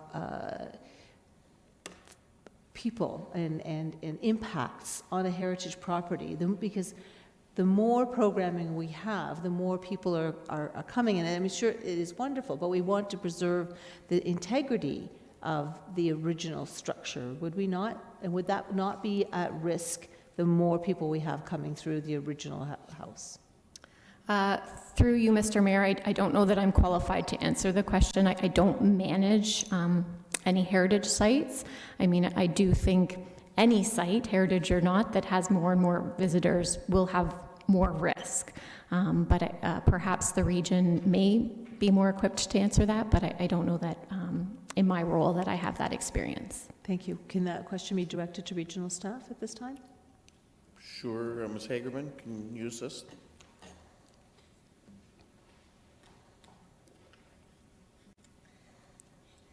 Through you, Mayor. Yes, it is correct that more people would have more of an impact on the heritage resource, but the museum staff are professionals and know how to manage people so that they do have as little impact as possible. And the region has actually set aside our capital budget of over $400,000 to do the landscaping plan and to upgrade the site ready for all of these new visitors that will be attracted to the site through the expansion. Okay, thank you very much. Yeah. Okay, that appears to be all the questions. I have a couple. One question to our staff. How many National Historic Sites do we have in the city of Kitchener? Through you, Mr. Mayor, I feel like I should know this off the top of my head, but I don't, I will admit, but I believe there's 3 that come to mind. And the 3 being? The Joseph Schneider House, the Pioneer Tower, and Woodside Historic Site. Okay. So those are the 3 that I thought of as well. And so when there's a concern that develops around precedent setting, is it not safe to assume that the precedent that's being set is in relation to a demolition pertaining to a National Historic Site, nothing more and nothing less? Through you, Mr. Mayor, respectfully, I disagree. I think that that is one piece of it being a unique request, but I think the larger issue is of comparing one resource against another. And my experience has shown that we do have situations where applicants and landowners advise us, well, a Part 4 is more important, which is an individual property, than a Part 5, which is a district. Or in some of our districts where we've identified A, B, and C buildings, they say, well, an A is more important than a B. And so my concern is about just the precedent of comparing one versus the other. So I acknowledge that the presence of the Schneider House as a National Historic Site is unique in this situation. I still think there is the chance to create a precedent.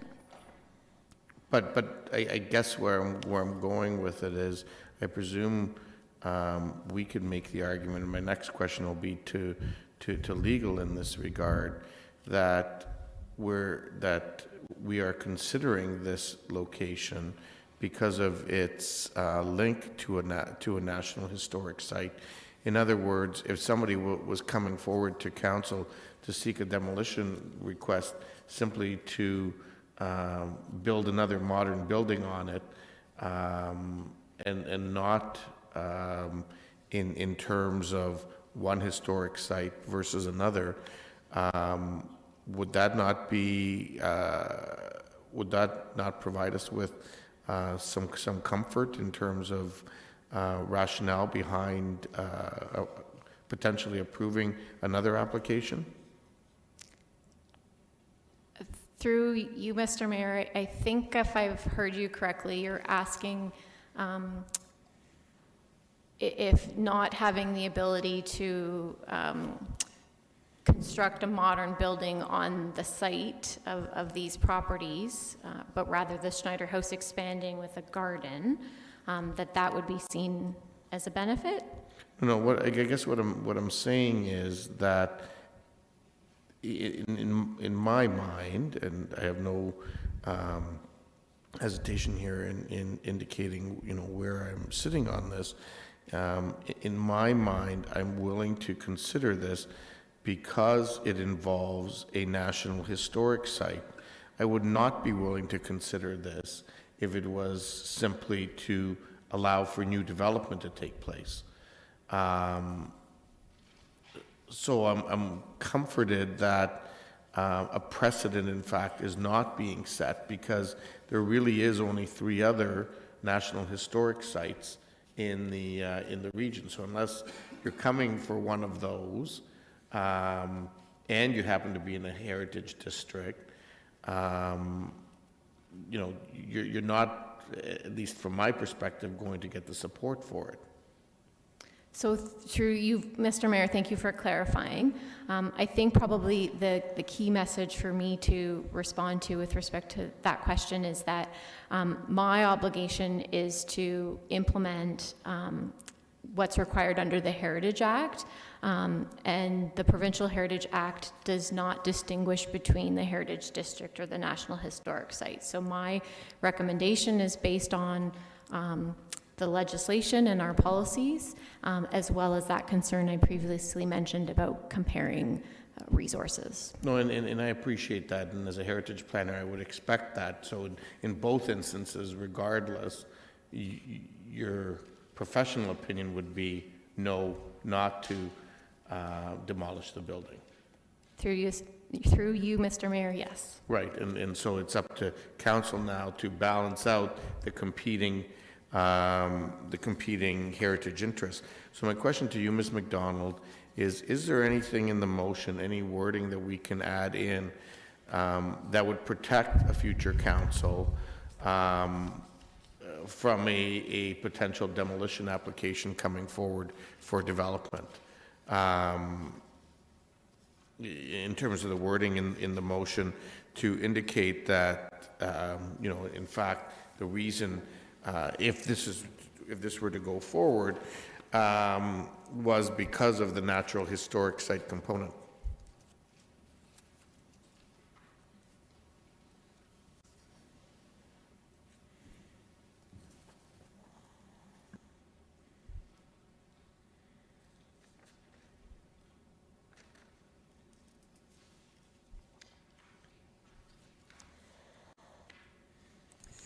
Through you, Mr. Mayor, I don't think there's anything else that you need to add. If some member of council has a suggestion, I mean, it could be discussed, but I think you encapsulated it with your comments in the last question. And that would be sufficient in those comments or further comments to potentially protect a future council from a developer that wanted to just see demolition for the sake of new development? I mean, there'd be the historic record of the discussion, and at the end of the day, whatever decision council makes is going to be justified by the comments that were made. I don't think you can ever prevent a developer from coming in down the road and making the request. Sure, It'll be absolutely. the discussion that ensues as a result. Okay, thank you. Councillor Fernandez? I believe think you've you were, already spoken twice. But no, I know, but I was just, because of what you're raising is Okay, exactly what I raised. And that's why I wondered if, because I had asked if there was special wording that needed to go in. So are you just re-asking that question? I've asked if there's a need for special wording, and staff have just said, legal staff have advised there isn't. Okay. Our comments would suffice. I don't know if I feel comfortable enough with that, but all right. Okay, so with that, we will now move to the recommendation. Who's bringing it forward? Councillor Gazzola? Go ahead. Yeah, I'm dealing just with item number 3. We'll come back to the other 2 on the committee later, I would expect, okay? It's been moved by myself and seconded by Councillor Singh that pursuant to Section 42 of the Ontario Heritage Act, Heritage Permit Application Number 2017 VO33 be approved to permit the demolition of 2 single detached dwellings on the properties municipally addressed as 474 and 484 Queen Street South, as referenced in Community Services Department Report CSD 17088, subject to the following conditions. 1, that photo documentation of the dwellings in accordance with the city's standard photographic documentation guidelines be submitted to Heritage planning staff. Secondly, that a salvage and commemoration plan/report be submitted to the Heritage planning staff for review and approval. And thirdly, that a landscape plan which deals with fencing, paths, trees, and other landscaping features be submitted to Heritage planning staff for review and approval prior to March 30, 2018. And the landscape plan will be implemented prior to September 28, 2018. Okay, thank you. Councillor Etherington, you said bring an alternate motion forward? That's correct, Mr. Mayor. Okay. Got the motion here. Can I ask the clerk to post it on the screen?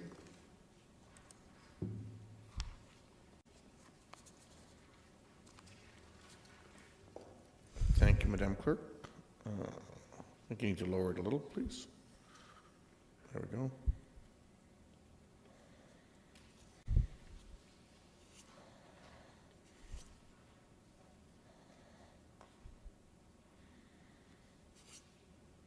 Okay, so this is a deferral.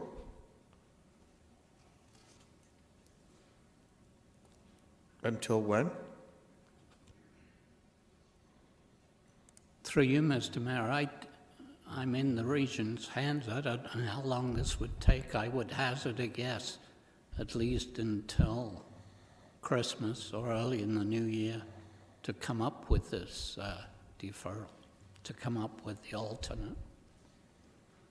Okay, well, I think we heard, and regional staff may want to comment on the deferral motion. I think we heard that they're not amenable to this, that they're looking for the demolition application to go forward.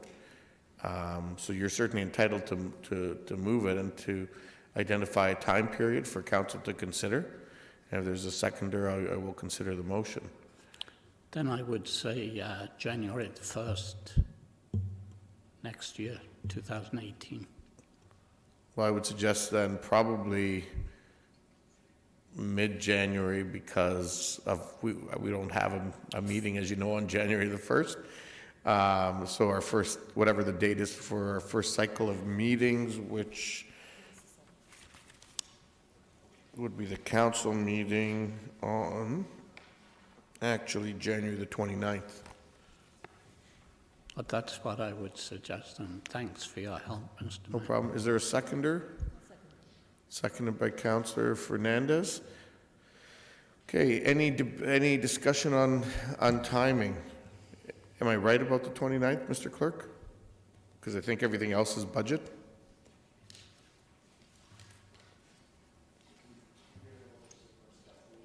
Sorry? Okay, the first council meeting.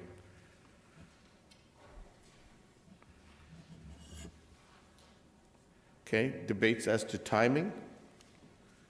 Councillor Gazzola on timing. Wanted to better understand what this motion means. Timing,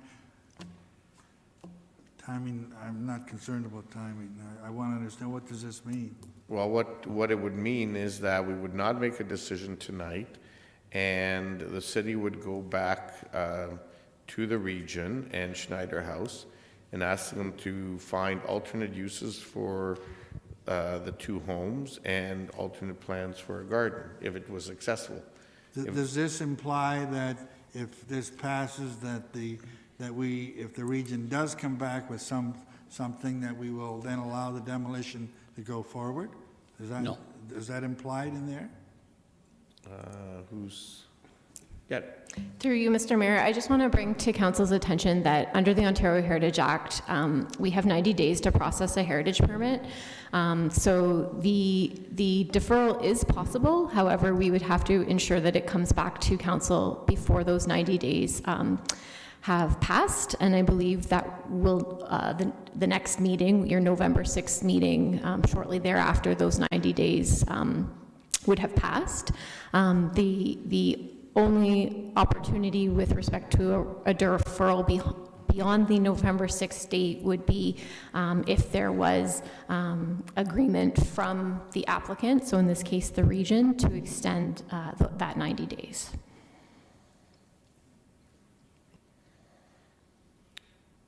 Okay, so there is a motion for deferral on the table. I'll deal with that. It has been moved and seconded. I will deal with that first. All those in favor?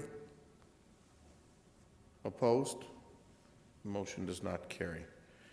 We'll move on then to the original motion, and I'll take any comments that people want to make. Councillor Ioannidis. Thank you, Mayor Urbanovic. I'll just try to make my comments brief. And basically, what we have here is what I've continuously heard was some arguments whether that we don't compare with one property over another with regards to heritage. And I think that's the essence of what heritage is. You are comparing properties. So to me, that doesn't make any sense to me that how that is used as a condition to not support what is being proposed by the region. And again, we are talking about the region here. We're not talking about a developer here. We've partnered in I don't know how many projects together and everything else, and collaborated together on so many issues. And not only that, we have a former member from our staff who's now the commissioner of that department, who we've had nothing but ultimate respect for and has never steered us wrong.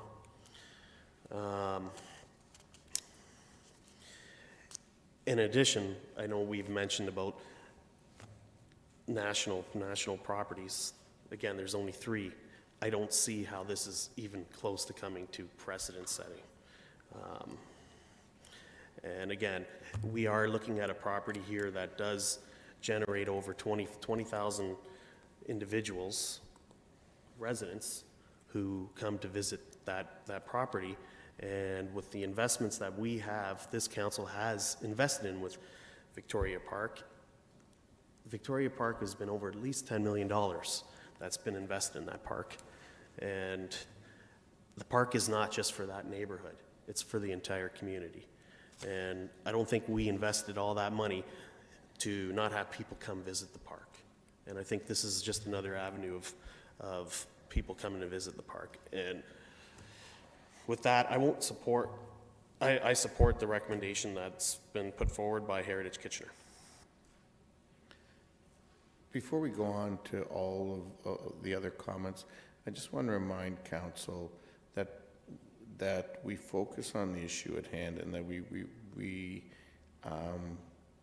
remember that what we're dealing with here are two sets of competent and qualified professional opinions, one on one side of an argument and one on another side of an argument. And we happen to be the governing body that needs to make a decision on this.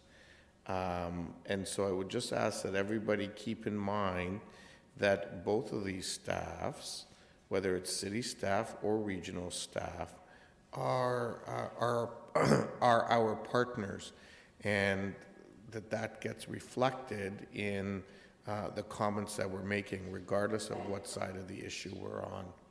Councillor Marsh, you're up next. Oh, sorry, it didn't click in. Go ahead. Thank you. I have all the respect in the world for our heritage planners, and I can fully understand why the report does not recommend demolition.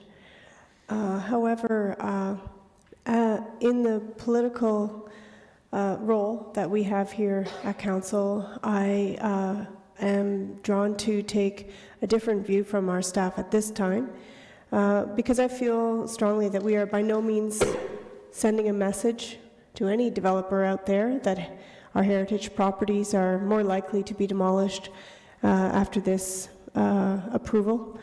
This is not the thin edge of the wedge. We, as a city, have demonstrated over and over our celebration of our heritage.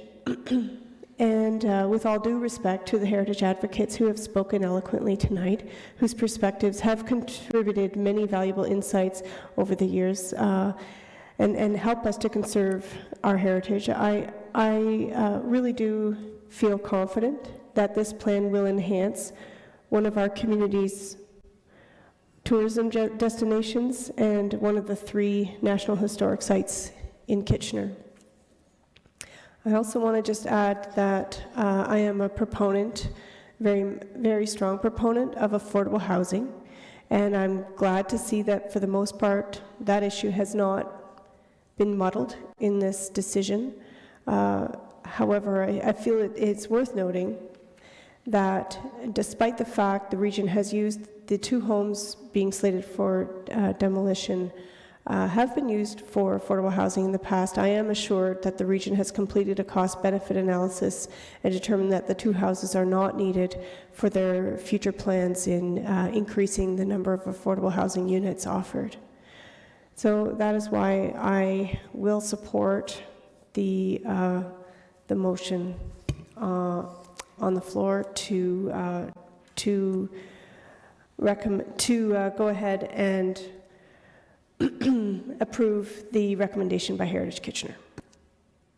Councillor Etherington. Through you, Mr. Mayor, the 89 and 93-year-old houses that the region wants to demolish form part of the protected, as we know, Victoria Park Heritage Conservation District. The region has owned the houses for 28 years, has done nothing to add them to the Schneider property. The region also did nothing when it had the opportunity to exempt the houses from the Heritage District created in the mid-90s.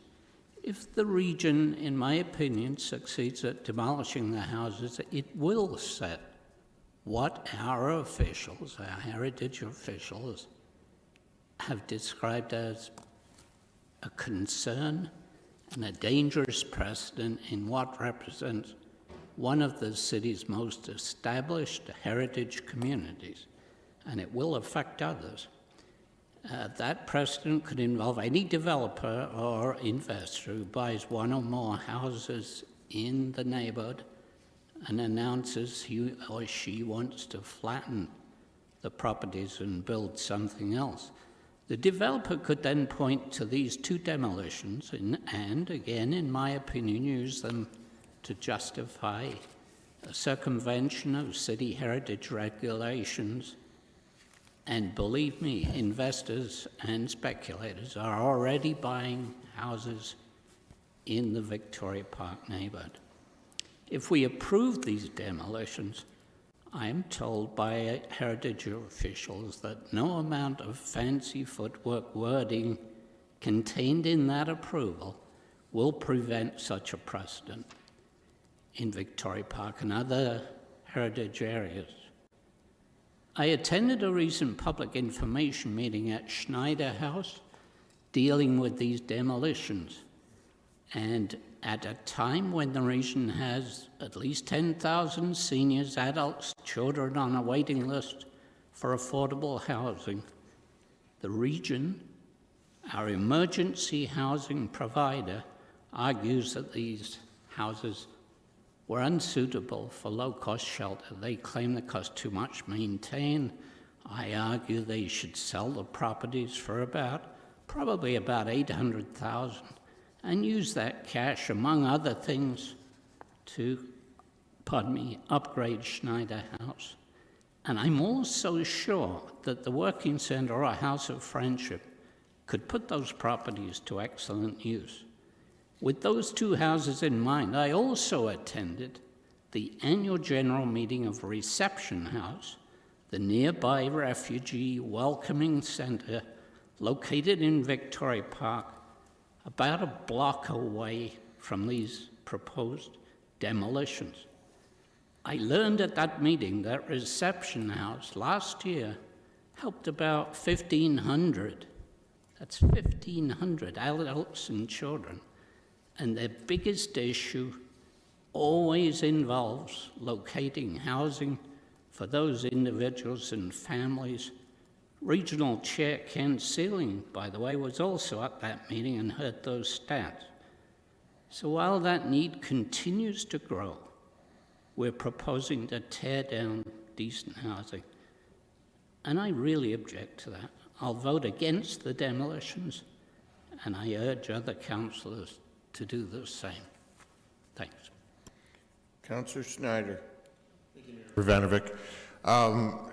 I want to thank all the delegations who came in to speak tonight and all the correspondence that we've received on this. There's a lot of passion on this.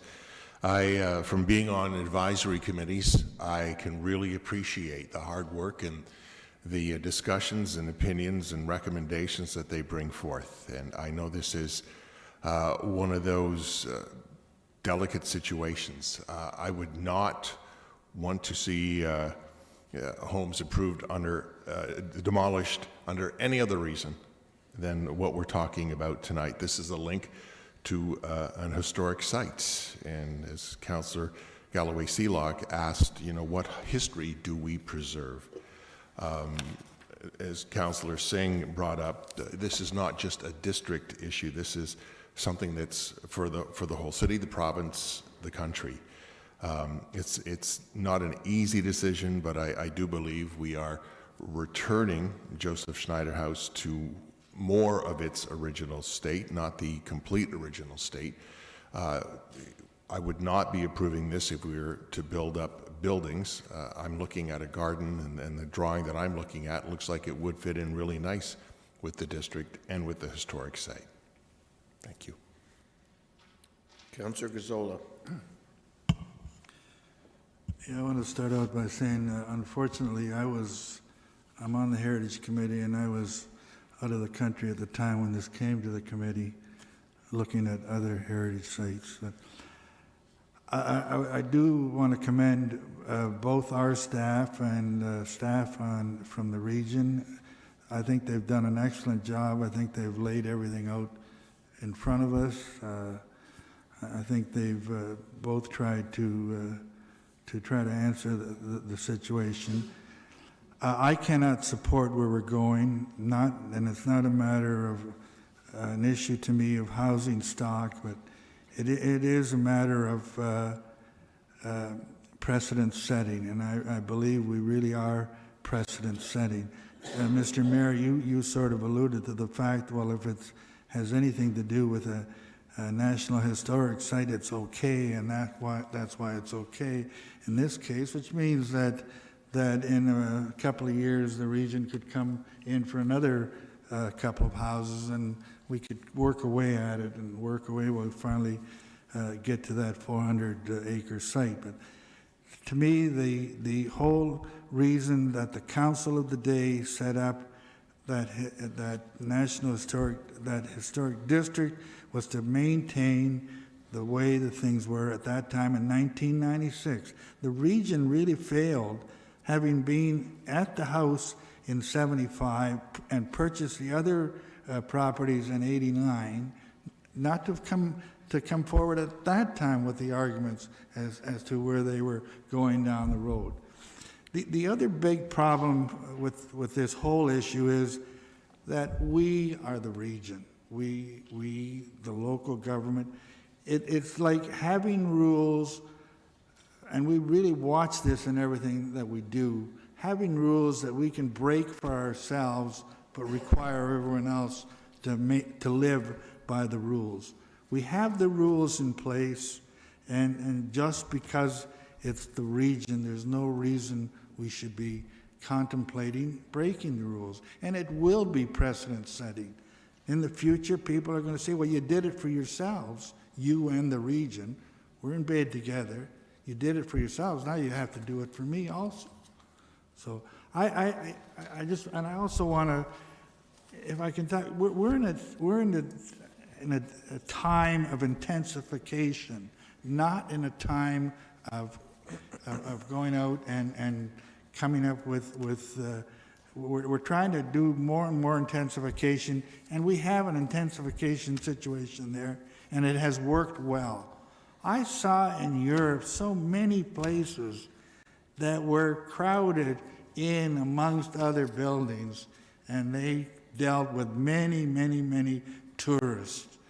Yes, if there's a will to, there's all kinds of programming that can be done, but you can't start tearing down.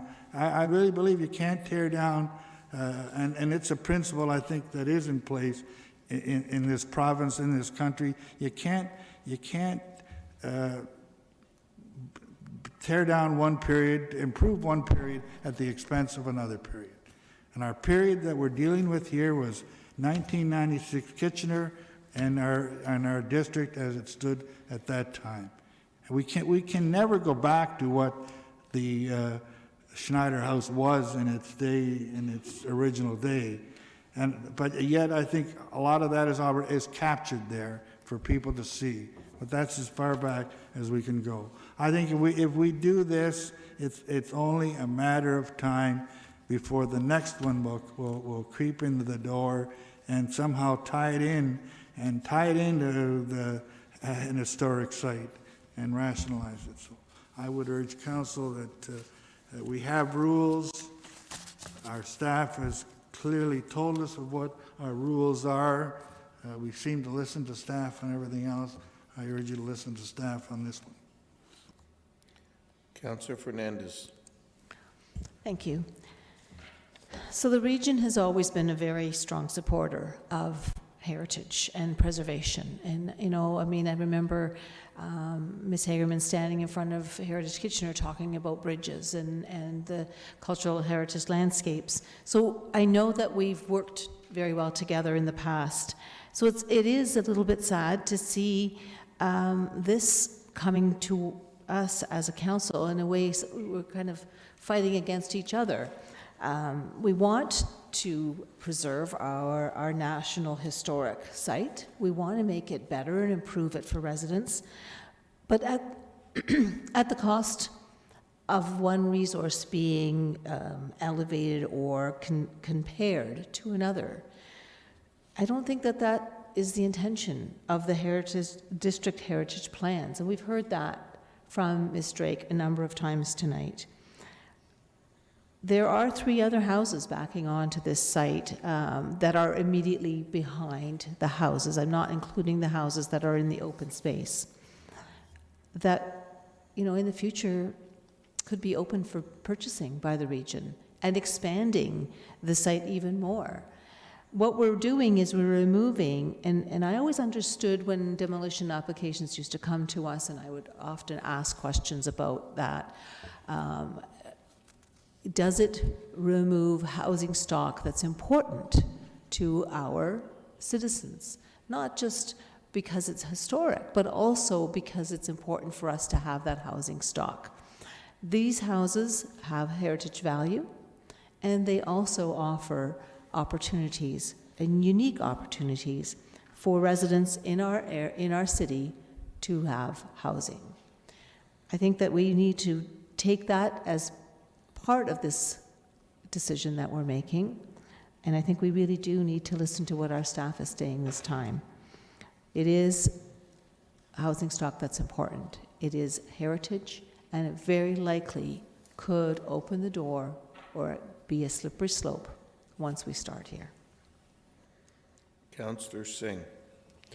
Yeah, thank you, Mr. Mayor, and I'm glad you made the comments that you did, and you're right in saying that in both sides of this, there is no wrong side. I think we have contradictory views and parties that are very passionate about this. And sometimes when you are so passionate, you gravitate to aspects of fear that may not be founded.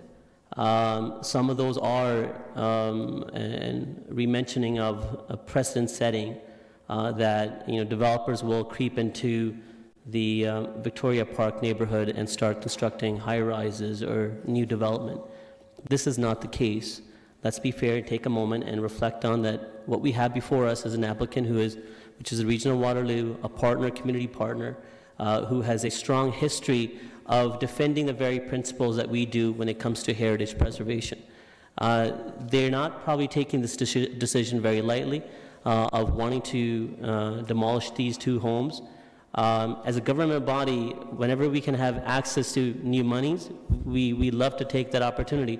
The region could have very well sold these 2 homes and brought some extra money to its coffers. They're not doing so because they are conscientious of the historical significance of the Schneider House, a national historic site that needs to be celebrated, that needs to be cherished, and that needs to have more focus off of Queen Street. That is their endeavor, and that is the community benefit that will be brought from this.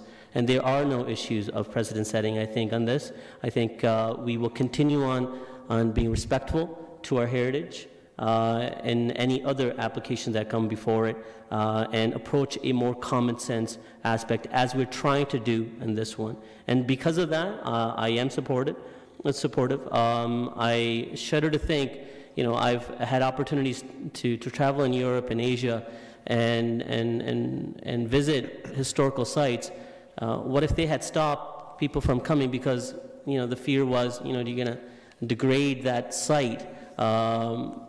We can't approach all things aspect of fear. We have to grow our community. We have to celebrate the things that we have and appreciate and honor them as well. And I think that is what we're doing by approving the recommendation from the Heritage Committee. Councillor Galloway-Seelock. Yes, I don't mean to complicate things, but in light of what I've been hearing around the table, I did write up some wording to add to the recommendation, and I think if the clerk can put it on the screen. I understand from legal that you said we didn't need it to strengthen it, but I think that is important to send the message that we're hearing around the table with regards to this. So the motion is the rationale for the approval is based solely on its proximity and its use for the National Historic Site and should not be considered as a precedent for demolition of other homes in heritage districts. And that was the fear that a lot of people brought forward today. I think it's important to try and reassure and give that messaging as much as we can, and that strength behind that we are doing this because of it's taking one history or heritage and giving it to a different place. We're not, at the end of the day, we are preserving and conserving heritage, period. And so I think it's really important to have that message out, and by adding this to the recommendation as an additional clause, I think just further communicates to the community that anywhere in a district, you're not going to get a demolition permit just because we did this one. And I understand the arguments other people have made that there are other homes along the edge of that site. I understand that and appreciate that. But I also believe in the word of the region that they have no further intent to expand the site any further. And so I have to believe that to be true right now. And so I'm going to support it, and I would hope that we can support the additional wording just to give back to the community some reassurance and some communication that it's done so with reluctance, but for the National Historic Site. So Councillor Galloway-Selak, are you suggesting that that would be added as sort of a furthermore at the end of the current motion? Okay. Okay, is there a seconder for that? Councillor Singh? Okay, we'll continue on with comments. Councillor Davey. Thank you. I'll begin by saying that I'll be supporting the additional wording here. It's I think it's implied, but I think it's better that it is explicit. I do find this planning's imprecise. I think heritage is even more imprecise when it comes to trying to make these sorts of decisions. And I think we heard from our staff, even our own staff are divided on this issue somewhat. I don't see it at all as a wedge issue. I think I would practically dare a developer to use this example to do something like build an apartment complex or townhomes or something like that. What's going to happen here is we're essentially breaking to, I guess you could say, smaller scale heritage eggs to build what the region wants to have, a much larger heritage omelet here. So if a developer wants to point to this area and say, look what they did, they tore down these two homes, and then any precedent within there, they're going to say, well, what did they do there? What did they build? Well, there's an open space and some gardens, and it does not detract at all from the cultural heritage landscape or district.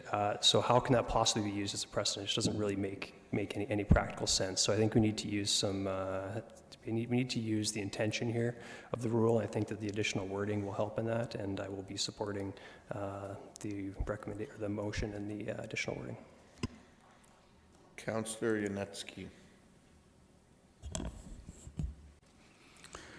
Having read the staff report, the HIA report as well, I looked at it from a perspective of a professional planner, and in my times at that time, but I also looked at it from the professional opinions that were presented by the city staff as well as the heritage staff from the HIA proponents.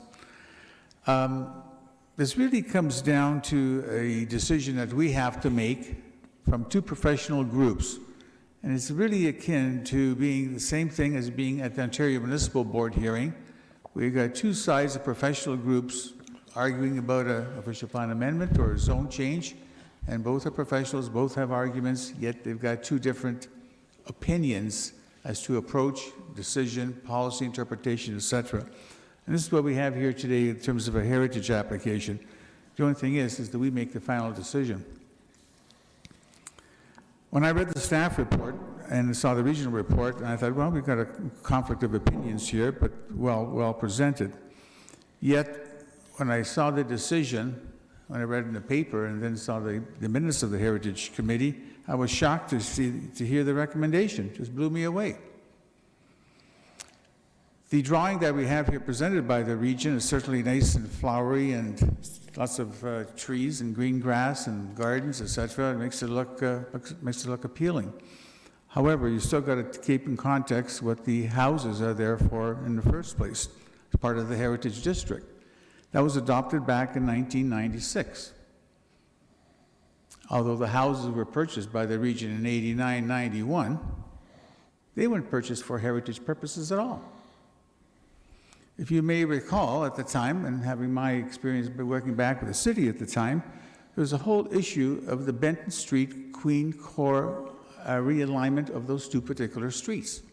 And the intent of the city at the time was buying some of those houses and then followed up by the region to buy a whole section from the Mill Queen area all the way out to the Cortland Benton area to provide a new realignment of the Benton Queen corridor.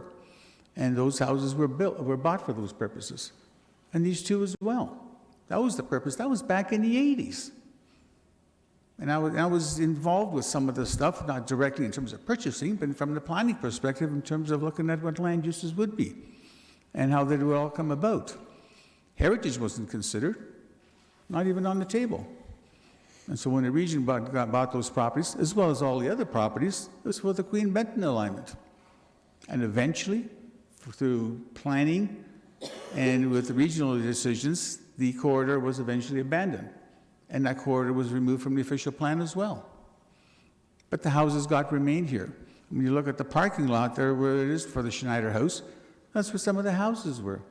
They got demolished because they were owned by the region, yet it worked perfectly to provide some parking for the Schneider House. Good rationale.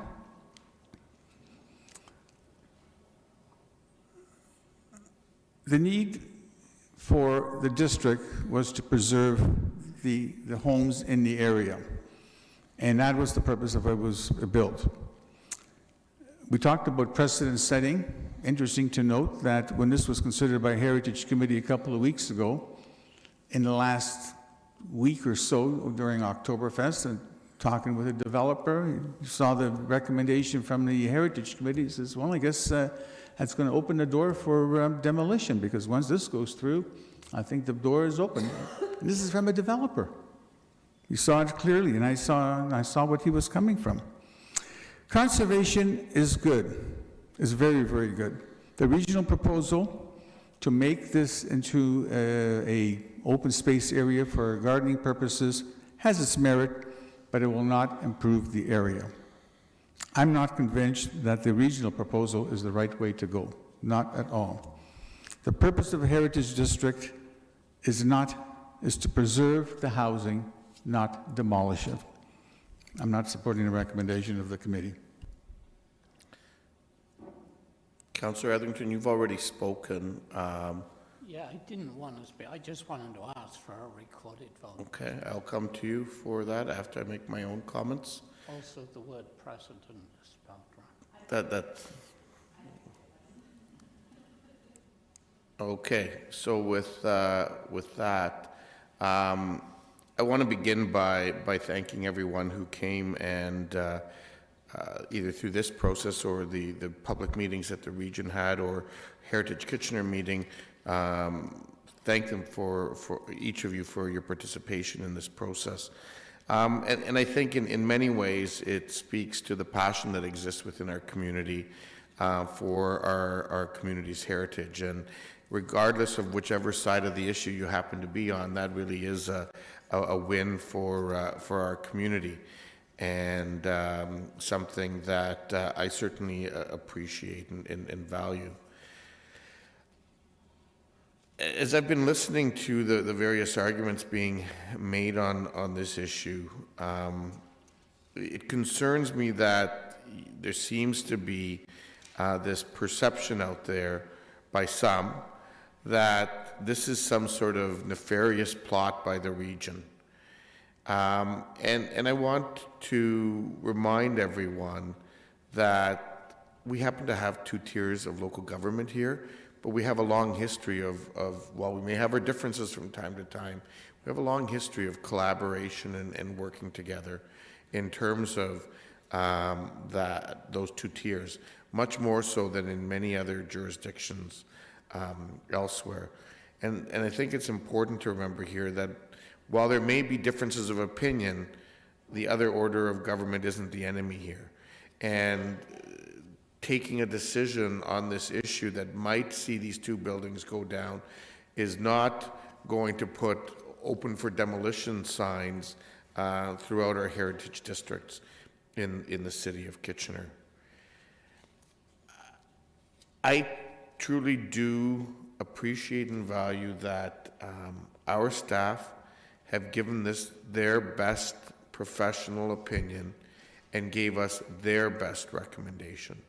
And I believe regional staff, which are the custodians of the National Historic Site, and their consultants have done the exact same thing in terms of that particular site. You know, we're fortunate in this community that we have 3 National Historic Sites. I mean, many communities would love to even have 1.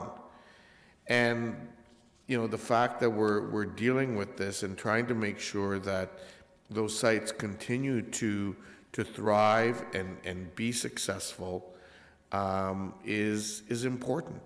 I mean, we know that access to our other 2 National Historic Sites, because of federal budgets and so on, has been cut back during the period of the previous government. And that hasn't changed with this current government. And the fact that the region is trying to make sure that this continues to be an active site for our citizens for decades into the future is, to me, very compelling.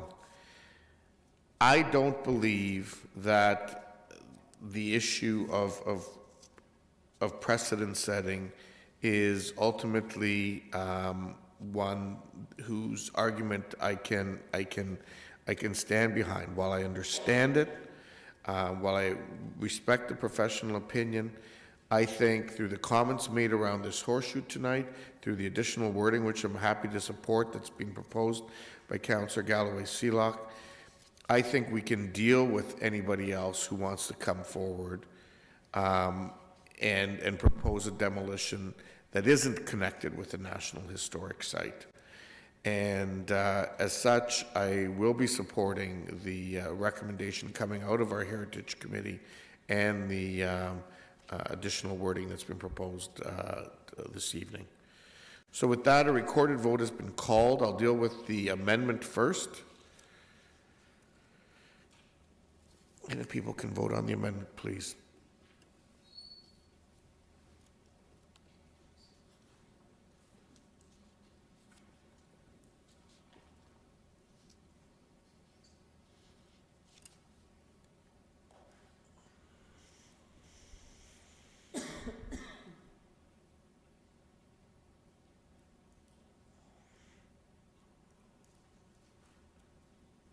Are we waiting for someone to vote? Somebody hasn't voted yet. Oh, okay.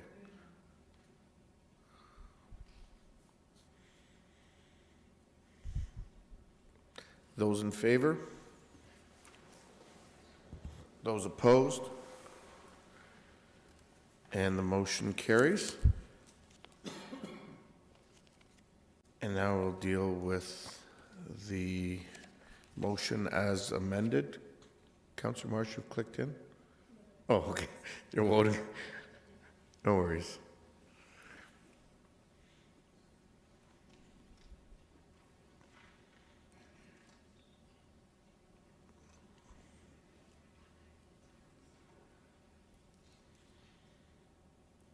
Those in favor? Those opposed? And the motion carries. Thank you very much, everyone, for coming in this evening and being part of this discussion.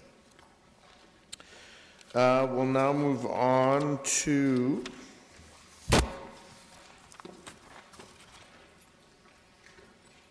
clause number 2 on the Heritage Kitchener report. And Ms. Hicks, you're back up.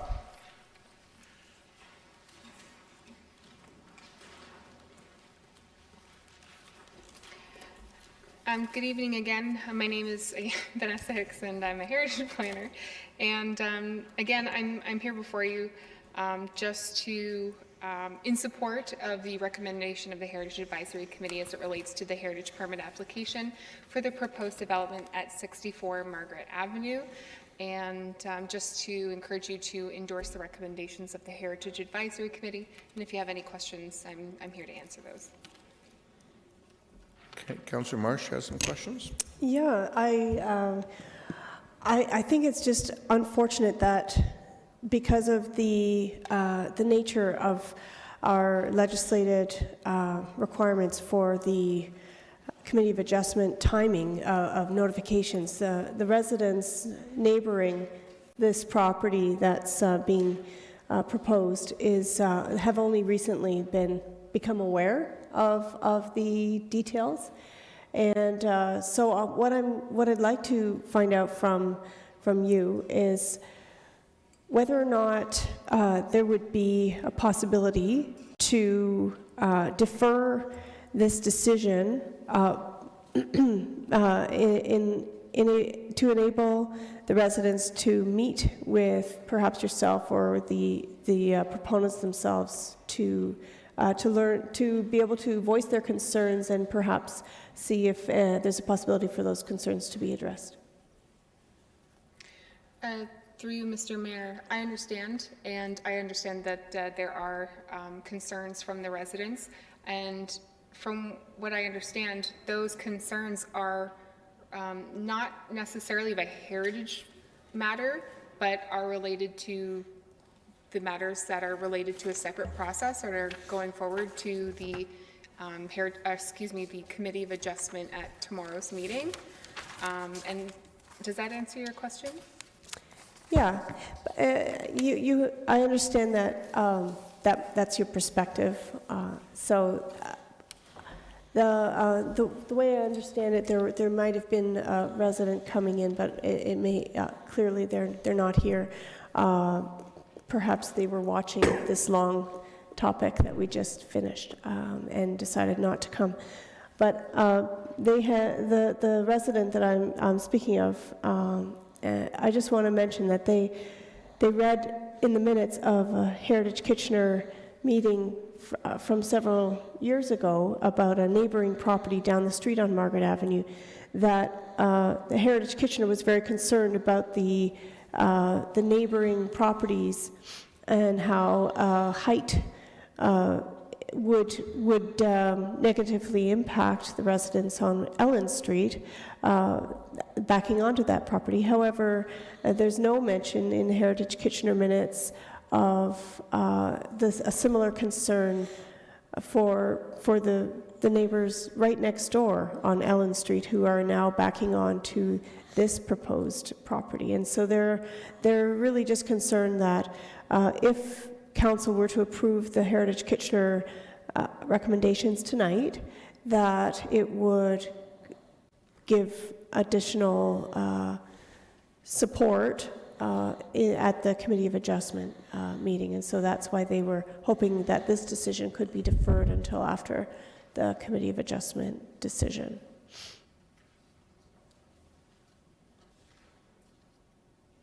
So, question? Sorry. I guess that wasn't a question, was it? I'm just trying to explain why I'm bringing this forward. Maybe it's a question of staff. Mayor Verbanovic? Okay. Did you want to? May I don't know if there's others in the queue. Oh, there's nobody else in the queue. Right. Okay, question of staff. Michelle's familiar with this topic. Ms. Drake, I'm wondering if you can shed light on whether or not a decision tonight to approve the recommendation would influence at all the decision at the Committee of Adjustment. Through you, Mr. Mayor, I can't speak for the members of the Committee of Adjustment, but I suspect that the applicant would likely advise that committee that they had come to council this evening and share the outcome of whatever decision council chooses to make. Sure, yeah. Okay. And if we were to defer the decision tonight, can you please help us to understand what would happen if we defer the decision to a later date, and what date would we need to defer that decision to? Through you, Mr. Mayor, similar to the previous item we were dealing with, as a heritage permit, we have to process it within 90 days. So we could defer council's consideration on the item until, I believe, the November 6th council meeting. But I think your next meeting after that is after the 90 days. So we could defer it until that point in time. There is conversation with the file planner responsible for the Committee of Adjustment file to likely arrange a meeting, as mentioned, with the applicant and residents and staff. So ideally, we would try to have that meeting before this would come back to council. Okay. So at the appropriate time, I just want to move that we defer the decision until the next council meeting on November 6th. Okay, when I'll have Councillor Gazzola bring the motion forward first, and then I'll come back to you for the deferral. Councillor Gazzola?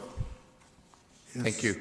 Yes, it has been moved by myself and seconded by Councillor Singh that pursuant to Section 42 of the Ontario Heritage Act, Heritage Permit Application 2017 V-031 be approved to permit the construction of 2 multi-residential buildings located on the property municipally addressed as 64 Margaret Avenue in accordance with the plans and supplementary information submitted with the application and described in the Community Services Report CSD 17-086, subject to the following conditions.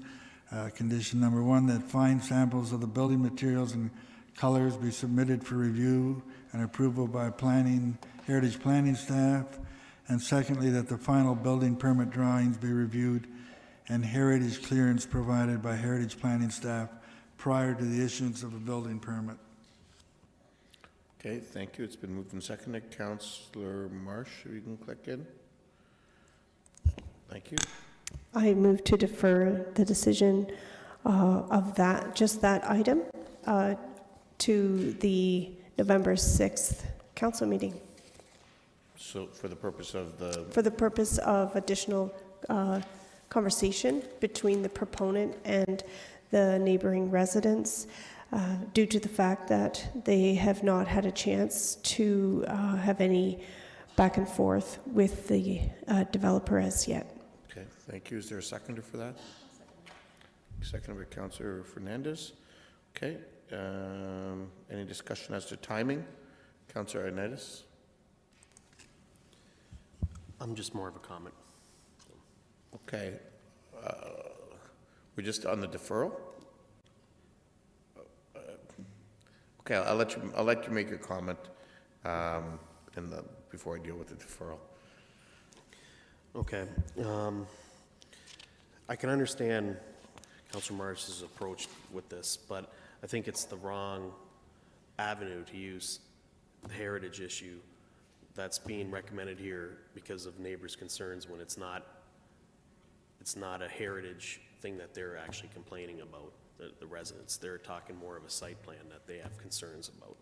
So to me, I'm not sure why we need to delay the heritage approval of this when that's not what's being brought up by the residents. So that's why I can't support that. Okay, thank you. So I'll deal with the deferral. All those in favor?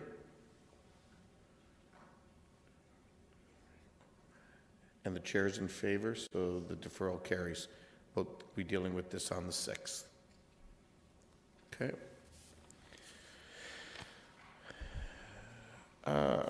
We will now move to the tenders, please. Yes, there's no other delegations left. Have we done all the tenders too?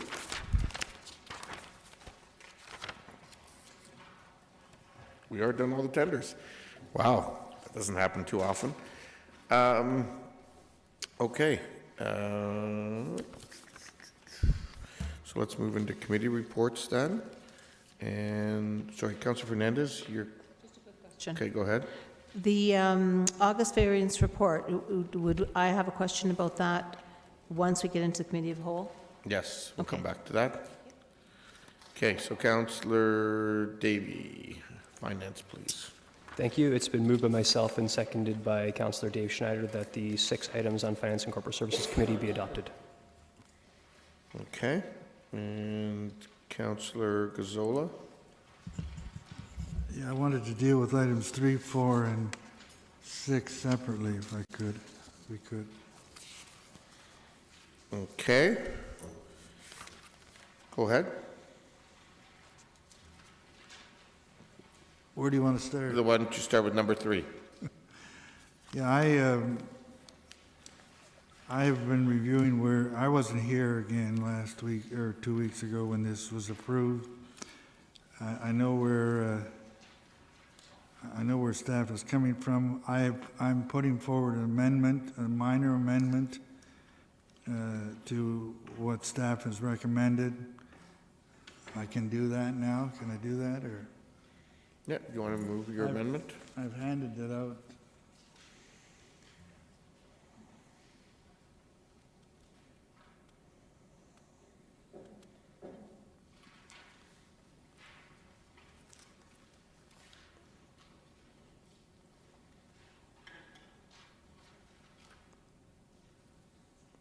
Okay, and the amendment is in the bold print? Yeah, the reason I'm putting this forward, I feel Sorry, that- before you go into the rationale, is there a seconder? Councillor Yanetsky? Okay, go ahead, Councillor Gazzola. Yeah, the reason I'm putting this forward is that I know that the rates put forward by staff do sort of leave in a break-even position with a slight possible decrease in the rates. I believe that it's possible to go a little bit further, and I would like to do that for our customers. The supply portion of the rates can only be used for supply. We really have, we set aside, we had close to $9 million in that reserve. 2 years ago, there was no action whatsoever, anything coming out of it. Last year again, in 2016, there was, I think, some $300,000 came out of it. And this year, we had planned up to the end of August to take out about $6 million, and $2 million have come out of it. The reserve is larger than I believe it needs to be, and rather than that money can only be used for supply, and rather than leave it sitting in our bank, I'd like to just give a little break to our customers. It has very little impact. It does help our customers a little bit. They are facing an 8% increase in the carbon portion, the carbon tax portion of the rates. So it's just something to soften that blow somewhat. On the basis of, I think our annual consumption is in the neighborhood of 250 million cubic meters.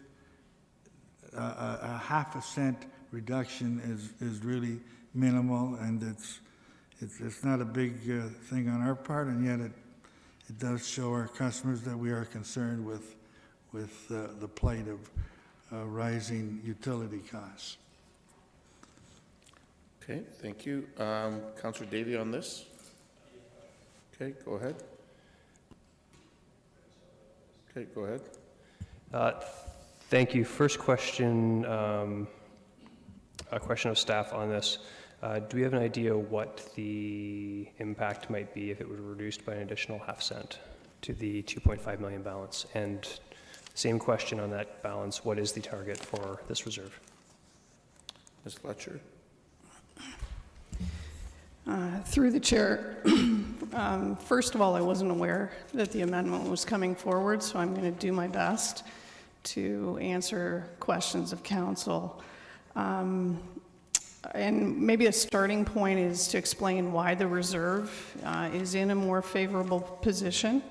It's mainly due to weather and the fact that we had a lower commodity price this year. If either one of those things had changed, we wouldn't be in as favorable a position. In answer to Councillor Davies' question, this reserve is sitting at the minimum level, and I believe it's, I wouldn't want to speculate on where it's sitting right now, but I have confirmed with staff prior to this meeting that it's sitting at its minimum level. Okay. And the next question, supposing that things go well again and we actually end up collecting more money than we anticipated, how does that work out in forward rates? Through the chair, when staff does their comprehensive review and puts together their rate proposal, they do consider where the stabilization rate sits at that point and the projected year-end rate. So that is factored into the 2018 rates. Should we reduce the supply stabilization any further, the risk is that we will have to raise rates next year. Okay, so just to understand correctly then, so supposing that we do collect more money than we anticipate, it would ultimately be returned to our customers in subsequent rate setting sessions. That is correct. Thank you. Okay, any other comments? Can I respond to that also? Okay, Councillor Gazzo, you've already spoken. I'll let you make a short comment. Well, you asked staff for responses. Well, this should be a debate of council, not Okay, a debate it of is a staff. Councillor Gazzola. Okay, now You have made your motion. Councillor Davey has the right to ask some questions so that we can decide whether or not he's going to support it or not. Yeah, and I just want to give him some answers to questions too. Well, Okay, one no, of the questions reasons- are of one of the staff, main not reasons- of council. Pardon? The I'm sorry. answers are provided by staff to council's questions, not by other members of council, unless the question was asked of you. Oh, I see. I think you've been around So the... staff have all the answers, council don't know what the hell they're talking about. Okay, Councillor Gazzola, if you have a comment to make, please make it. No, Councillor Davey, point of order. Thank you. It is the most basic right of a member of council to ask our professional staff for advice when it comes to very important situations like this. The fact that someone's suggesting I shouldn't be able to ask the professionals, quite frankly, concerns me greatly. Councillor Gazzola, do you have a comment to make? Yeah, I have a comment to make. One of the main reasons that there's more money in that reserve, and I've been following this, and staff have provided me with them. I have the prices, market value, what spot market prices, and what we charge going back to the year 2000, 1998. And we have, in the last few years, our supply rate that we're charging is higher than what the spot market rate is. And because of that, we haven't had to draw down on that supply. I'm looking now at September, at our September figure. Again, our rate is higher than what the spot market rate is. So again, we're not going to be drawing down that reserve. So it's a question of leaving the money in our bank account, earning a few dribbles of interest, or giving our customers a little bit of a break. And I'm moving that we give our customers a little bit of a break. End of story. Thank you. And I'll ask for a recorded vote on my amendment. That's fine. I will deal with the recorded vote. So we will deal with the amendment now. This is item number 3, the amendment that's on the screen. If you feel you need to? Absolutely. Go ahead. No. Go ahead. Okay. I just wanted to make a quick comment that a lot of these questions were asked during the committee meeting, and we were given the answers by staff. I know that I asked if we could go a little bit further than what staff were suggesting, and it was highly advised not to do that because our customers like reliability, and they also they don't, and this is very volatile. So I think that that's the answers that I remember getting, because I asked the exact same thing. Can we push these numbers a little bit lower to conserve for the customer? And the answer was we could put a lot of things in jeopardy if we do that. So with that advice from our professional staff, I'm not going to be able to support the amendment to go further. But I know that a lot of us came from that perspective when we dealt with this at committee. Okay, so we will now deal with the amendment before us in a recorded vote.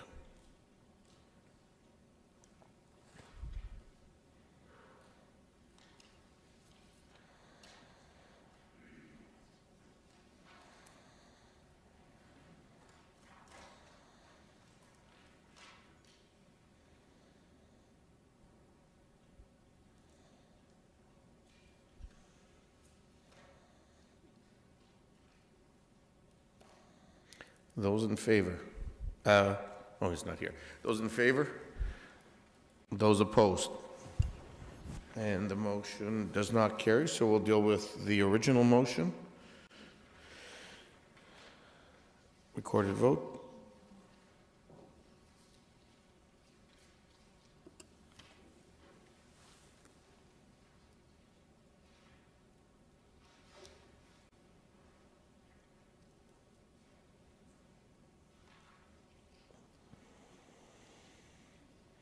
Those in favor?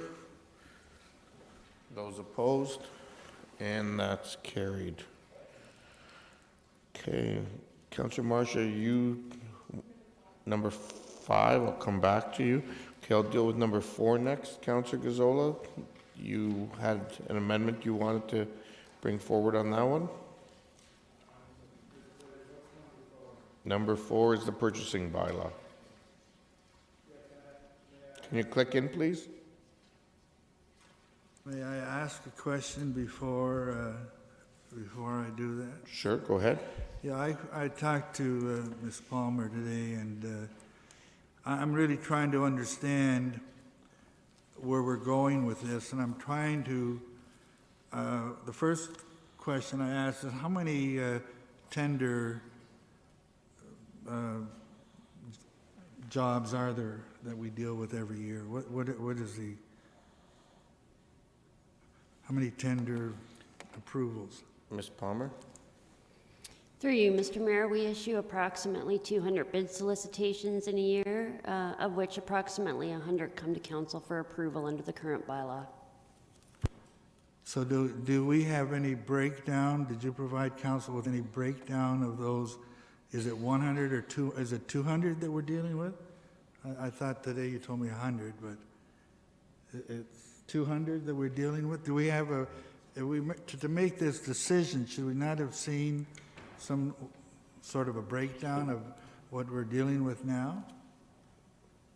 Ms. Palmer, I know this was stuff talked about at committee, but go ahead. It's okay. Through you, Mr. Mayor, sorry, I may have been unclear. I spoke too quickly in my response. So in our current practice, in an average year, 100 bid solicitations come to council for approval. Okay, one final question, and if you answered this at committee, you don't have to answer it now, okay? That's my problem for not being at committee. I asked as a result of these changes, what are the improvements that we will be seeing? And or secondly, as a result of these changes, what are some of the problems that we will no longer incur? Now, if you covered all of that at the committee, you don't have to answer.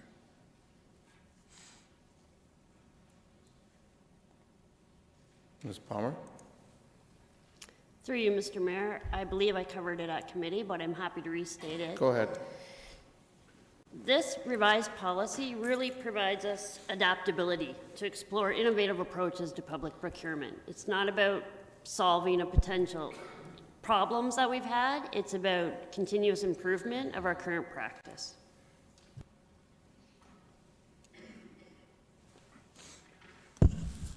Thank you. Okay, I have a comment, and then you can. Okay, so are you moving this? Are you moving this amendment? Oh, yes, I'm sorry. Am I able first to move, to make this motion? Asking for a different amount than what's in the staff report. Okay, is there a seconder? Councillor Fernandez, or Councillor Gazzola, make your comments, please. Yeah, no, I'm really confused here as to, and as I spoke today with Ms. Palmer, you know, life changes every day. There's changes, and it's a thing we have to live with and a thing we need to embrace. But when we tend to make changes, when I look at a change, I like to see improvements that come from making the change, or if there are reason for making the changes that we've had serious problems, and then I can understand for the purpose of a change. And in this case, I don't see either one of those. I don't, and I'm really, you know, we talk about transparency all the time, and now we're going from things coming to council that normally were over 100,000. Now they have to be over. If my recommendation goes through, now they have to be over 550,000 before they come to council. Staff's recommendation is 750,000. That's quite a change of where we've been and to where we're going. And to me, that's less information. That's less transparent. I know that, and when I spoke to staff today, they said that we deal with the things somewhat wrong at council here. And yes, perhaps we do, but I've always found it an opportunity to find out, it's our opportunity to get a last dig in or last question as to things that are happening and what is happening and where large amounts of our expenditures are going. And it's an opportunity for council to get somewhat some training as to what's happening, where our dollars are going, and to ask questions. And I think they're well worthwhile. They do give us some idea of where we're going, and by going in this direction, I believe that a good deal of that will be cut out. I wanted to see the numbers of tenders that we've had in the past to get some idea. Are we now going to have 50% of what's come to council before? Or are we going to have 10%? You know, what would it be? But that was not forthcoming. So I know transparency is something everybody talks about, and coming up 2018 election year, you'll hear that word more and more often. So here's an opportunity to be a little more transparent by approving a rate in excess of 550,000 as compared to 750. Any other comments on this one? Sorry. Okay, Councillor Fernandez, a comment? Yes, last week a question was asked of Ms. Palmer about how many more tenders that she would be seeing. And I think actually the question should have been in reverse with the change in that I had recommended at the time was the original motion that's here on the that I had printed out of 100,000 to 500,000. I think the question should have been posed: what would the difference be between the 750,000 threshold that that staff had proposed and the 500,000 that I had proposed? So it wouldn't, I believe the way the question was asked and answered, it led council to believe that there would be, and I could be wrong, but I think it was 36 more tenders that you would see overall of the ones that we're having now. So I think what we should have understood, and I apologize if I had the number wrong, but it led council to believe, I think, that having the $500,000 threshold, that we would actually have more work than we do now under the existing conditions. No, I don't believe that was the case. I think the response, if I recall what happened at committee, was that if we go from 750 to the reduced number, that it would result in additional reports and additional work to cover off that number, whether it's 36 or whatever that number was. I don't recall a specific number. But I think that's the incorrect way of looking at it, because already if we had stayed at the $750,000 threshold, there would have been reduced number of tenders that would have had to come to council. So what we should have understood was what was the difference between the $500,000 threshold and the $750,000 threshold as compared to the number of tenders that come to council now. So let's just say, for example, 100 tenders come to council now. At the $750,000 level, how many tenders would have come to council? And at the $500,000 level, how many tenders would have come to council? Because I think there would have been a significant difference.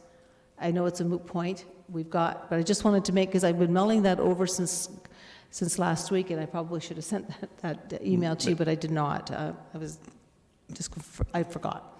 So. Ms. Palmer, do you have any further insight you want to provide?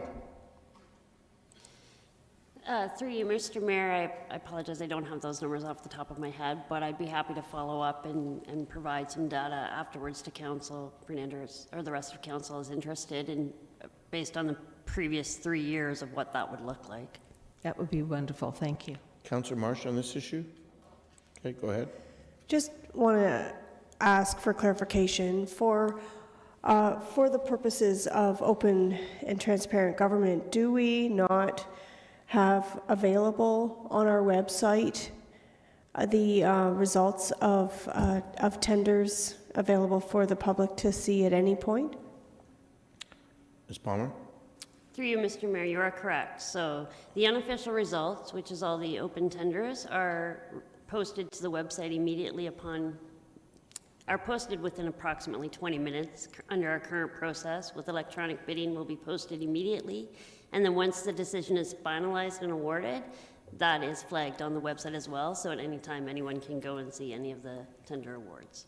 Right, and so regardless of whether we discuss it here in the council chambers and prolong the length of our discussions each time on given topics around tenders, we still will have an open and transparent government where our members of the public can see the results at any time. Through you, Mr. Mayor, correct. I mean, that is the whole basis of the framework for the purchasing policy, is that we have an open, fair, and transparent process, and the proposed policy provides that. Thank you. Okay, we normally don't go back, but Councillor Gazzola, since you made the amendment, I'll let you. No, I just want to ask another question. Okay, go ahead. That relates to that. And on the website, on our website, will it also show what was budgeted for a certain project and all of the other information that we now receive? And in many cases, there's a lot of good detailed explanation of each tender. Is that available on the website? Will that be available on the website? I'm hearing silence. Through you, Mr. Mayor. So our current budget is posted on the website currently, and as well the award information would be posted on the website. I'm unclear on the project management side if all the project details are posted on the website in a certain area. Currently, our plans with the electronic bidding and with our current system is we post the tender name, the awarded amount, and who the contractor is that has awarded the contract. If we wanted to provide additional project details, I believe they can see a short summary of the project, but perhaps not the history. They would have to refer to other documents for that. Okay, from what I think I understood, you said that, yes, somewhere all that information's available, but an interested party would have to dig it out. Ms. Palmer? Through you, Mr. Mayor, sorry if I was unclear. No, that's not what I was trying to say. When we post bid results, we post the awarded amount, the contractor that was awarded, the name of the contract, and a brief statement of scope of the project. Thank you. Okay, I'll just briefly speak to it. I'm fine in supporting the motion as it is in Finance and Corporate Services Committee meeting. I think we had a fulsome discussion on this, and we have set a threshold that is actually lower than most in the area of consultant fees, because that has been an area of concern by council. I think the threshold that's been set here is one that is average of many other municipalities across the province. And I think one of the points that was made at committee last week is the purpose of tenders being on the council agenda are for council to review them from a point of view of process in regards to tenders. It's unfortunately, I think at times we have developed a bit of a trend where we use that as an opportunity to ask a lot of questions around the project, and the tender part of the council agenda is not the appropriate place for that to be taking place. So I won't be supporting the amendment. So the amendment has been moved and seconded. Did you ask for a recorded vote? Okay, a recorded vote has been asked for.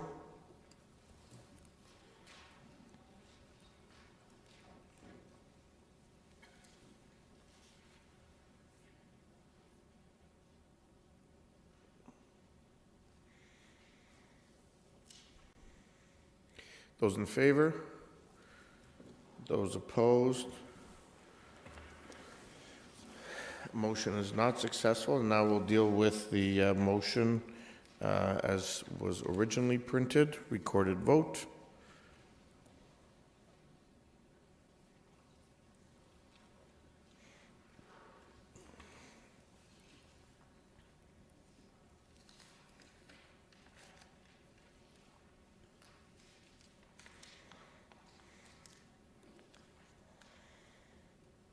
Those in favor? Those opposed? That's carried. Number 6, Councillor Gazzola. No, I'll come back to that. I'm trying to deal with the 3 that Councillor Yeah, Gazzola no, requested. on number 6, I don't have any, I would like if staff, I've had a number of questions asked. I wonder if staff could just give a brief example of what's happening here. People are saying, well, I heard someone say the mayor is getting a huge raise, and did he pay that much taxes before? If someone could just do a brief, I'm looking to our finance people, a brief explanation for the viewing public to understand what's happening. Mr. Chapman, can you assist us with that? Through the mayor, I'll do my best. In the most recent federal budget, the federal government indicated that non-taxable expense allowances paid to elected members of council and provincial and federal parliament would become taxable. And so if no action is taken, the current compensation would become fully taxable, and council members effectively would take a reduction in their net take-home pay. It's not our understanding that that's the intent, and certainly that would undermine the previous decisions of citizen review committees that set essentially the take-home pay of councillors. So in this report, a number of options were outlined. Effectively, the question that council needs to decide is what is the effective rate at which you gross up pay to ensure that you're made no worse off. And the position that staff has taken is that because council roles are considered part-time, you should take into consideration the average income within our community, council pay on top of that, and gross up at that rate. Incidentally, that rate is slightly lower, but similar to the rate that the region used when they grossed up their pay back in 2003, I believe. That's good. Could you just throw out an example? Just throw out an example of a councillor's of what the exemption was and what's happening as a result, just so people can understand that.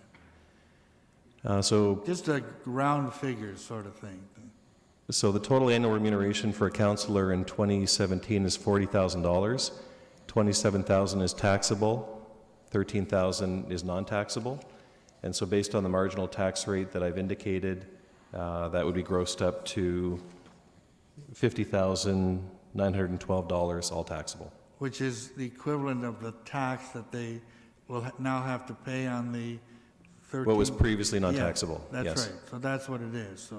So what it does, it leaves the members of council in the same position as they were before. But it does cost the municipality something. That's correct. Yeah, and just if I could, in this case, collectively with counting everybody, it does cost our municipality about $130,000 more this year than last year, and which really is a downloading from the senior government, right? Starting in 2019. Yeah, correct. Sorry, I'm sorry. So the impact is in 2019, and effectively, yes, it's simply a redistribution of local tax dollars to the federal level. Okay, it's not a free lunch for anybody. That's what it is. So. Right. It's basically putting more money into federal coffers. That's right, Yep. at the expense of our local Yep. property. I just wanted to explain that for the people. Yep. Yeah, thank you. Okay, Councillor Marsh? Just regarding number five, I want to not let it slide that we received an email from our manager of long-term planning to look at deferring the fourth paragraph of number 5, deferring that to our December 4th standing committee meeting. Whereas here it's written that we would defer it to today's meeting. And yeah, so there it is in the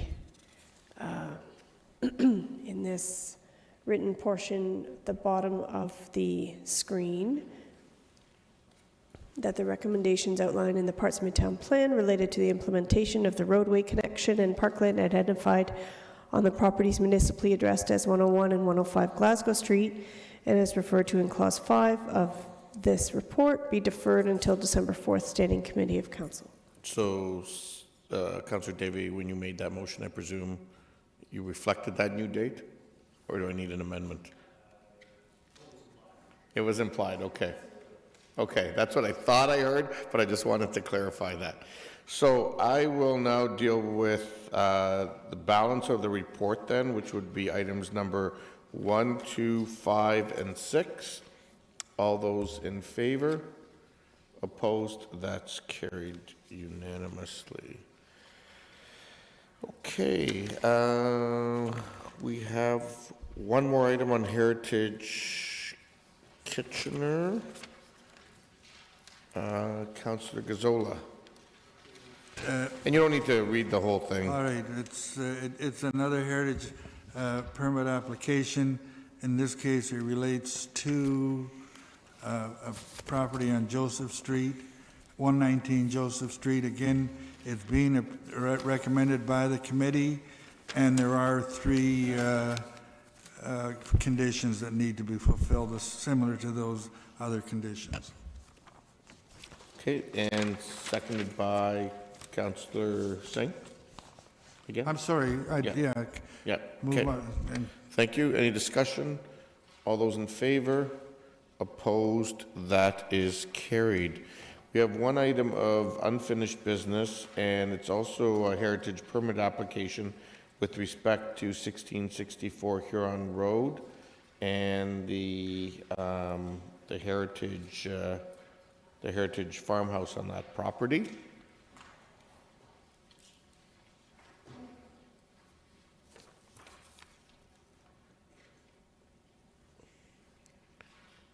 Who's bringing that forward?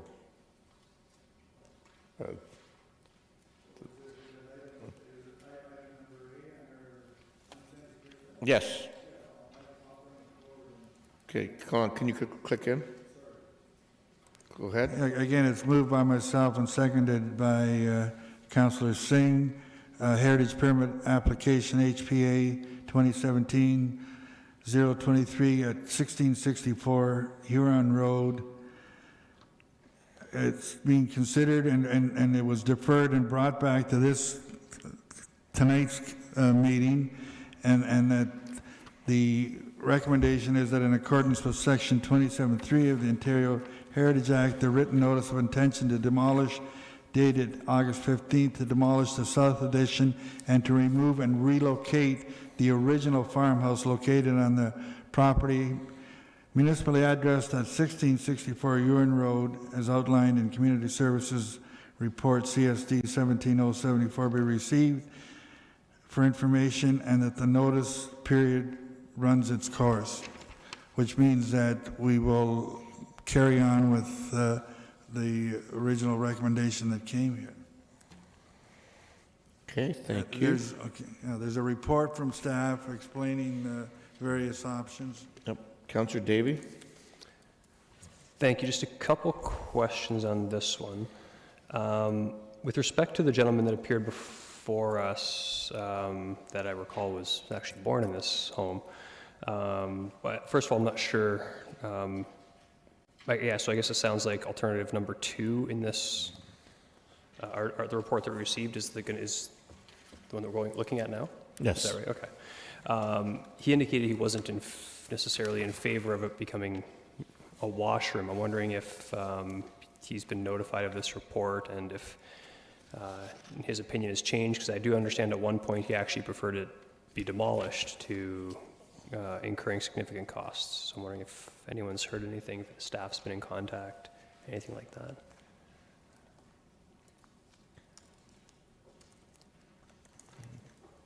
Ms. McGoldrick? So through you, Mr. Mayor, staff have not been in contact with Mr. Kober. At the meeting of September 25th, the item was deferred to tonight, so our thought was that that was sufficient notice. I will say that Councillor Galloway Seelock requested that staff look at an option or an alternative that did not include a washroom feature, and so staff went back and evaluated or provided costing associated with that. Okay, thank you. So, and I'm interested to hear Councillor Galloway Seelock's preference on this, if there is one, because it's her ward. I just quick follow-up question then to you. In looking at the range of costs, I'm wondering if staff can help narrow it down at all, because looking at the difference between alternative 1 and alternative 2, on the low end is only $65,000, but on the high end is about $240,000. So I'm not really used to seeing, and it's difficult for me to compare ranges if those are the two options in play. Not saying they are, but can staff give any indication? I know they referenced moving a structure before, but how comfortable are they with the ability to not be on the upper end of that contingency?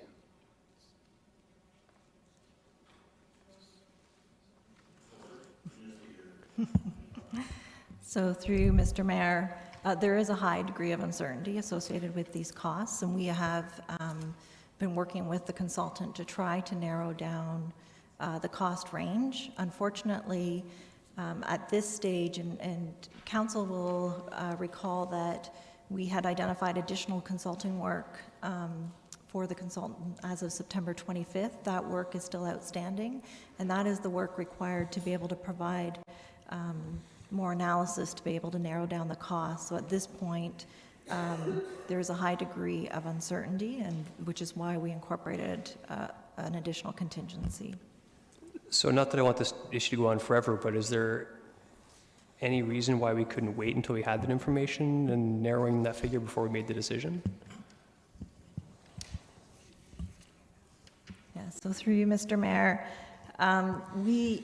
so certainly staff can bring forward the additional analysis and refined costing to council, and we anticipate obtaining that information by the end of 2017 and could report back likely in early 2018.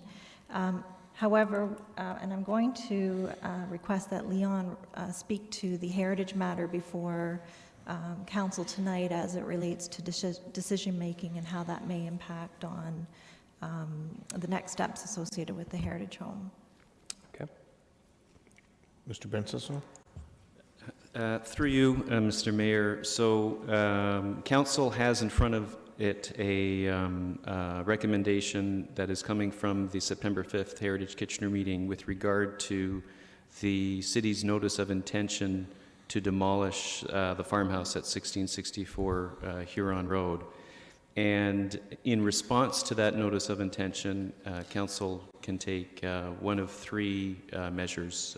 One is to designate the property as a means of preventing any demolition or relocation. So essentially, if council moves to designate, council is moving to keep the building in situ in its current location. Council can request more information and essentially kind of defer the question with regard to whether it wants to designate or not designate. Or council can decide to let the 60-day notice period run its course and lapse, in which case then council would be in a position to obtain the necessary demolition permit to either demolish or relocate. So the initial intent with the recommendation before you was to proceed with the preferred conservation option, which was to relocate the farmhouse, in which case council does not need to designate the property and can let the notice period run its course. If that continues to be council's intent, whether it is alternative 2, which is moving the farmhouse intact, or alternative 1, which is to demolish the farmhouse and build a new structure, then I would suggest you may want to continue to move forward with the recommendation that is in front of you. However, if demolition is being contemplated possibly by council, you may want to revise the wording of the recommendation, because currently it makes specific reference to the relocation of the original farmhouse. So my suggestion would be a slight amendment to that to leave council completely flexible as to whether it wants to relocate or demolish. Okay, and sorry, one last question then before I cue it then. That's great to hear. But approving this then without explicit direction, it wouldn't come back to us necessarily, would it? Sorry, unless there's additional direction, it wouldn't necessarily come back to us. If we approve alternative number 2, then you would proceed on that basis unless we asked you to come back with the narrowing of the figures to actually make that decision between demolishing or moving. Mr. Bensazon? That is correct, yes. Okay, I'm going to queue out for now, thank you. Councillor Fernandez. Just a bit of a understanding, because you've just given us 3 sort of other options, and timelines are probably different for each of these. Would that be correct? Through you, Mr. Mayor, if council decides to designate, that process can be initiated immediately, and a notice of intention to designate would come forward to council either at the next meeting or the meeting after that. With regard to additional information, depending on what information is being requested of staff, we would endeavor to get that in front of council as soon as we possibly can. And with regard to taking no action, again, that would be a decision that council can make today with regard to taking no action, and to direct staff to provide that additional information with regard to getting a firmer number in terms of costing for relocation, which, as Ms. McGoldrick indicated, can come to council in early 2018. Okay. And how does that relate? I mean, we've got the 4 breakdowns here with the costing, but each of them has additional timelines as well, right? Ms. McGoldrick? You guys can just leave your mics on. Okay, sounds good. Thanks. So through you, Mr. Mayor,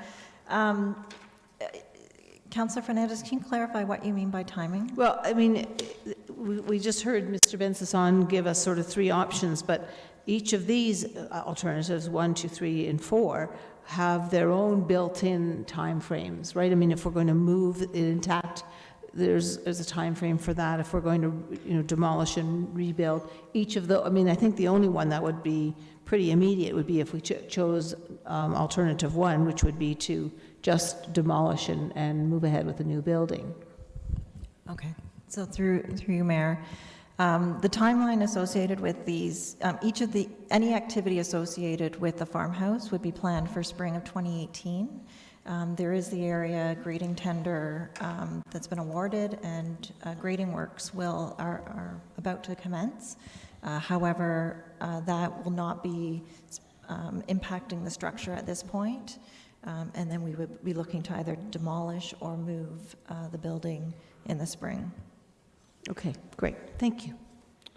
Councillor Galloway-Seelock.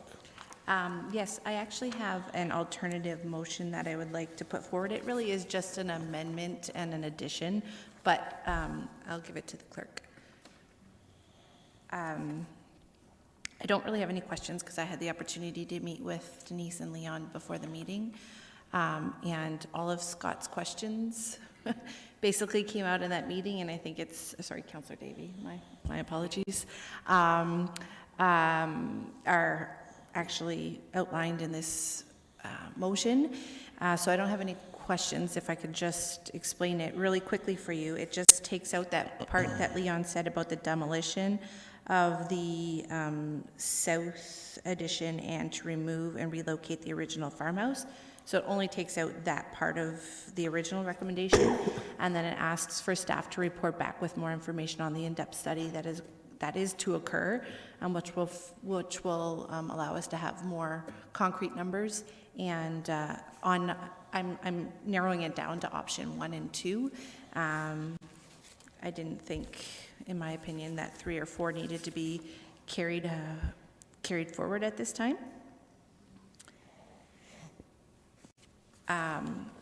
And so that's where I'm going with this. And I think from my understanding is if we have no desire to keep the home in its current location, that we can move forward with this, and we're not committing ourselves to anything else tonight, but we will then have to make the decision on 1 and 2 when the information comes back in December or January. So I'm happy to bring that forward and see where we can get with that financial piece, because when you look at the numbers, it can be $65,000 difference, or it can be up to $350,000 difference if you look at the low end of alternative 1 and the high end of alternative 2.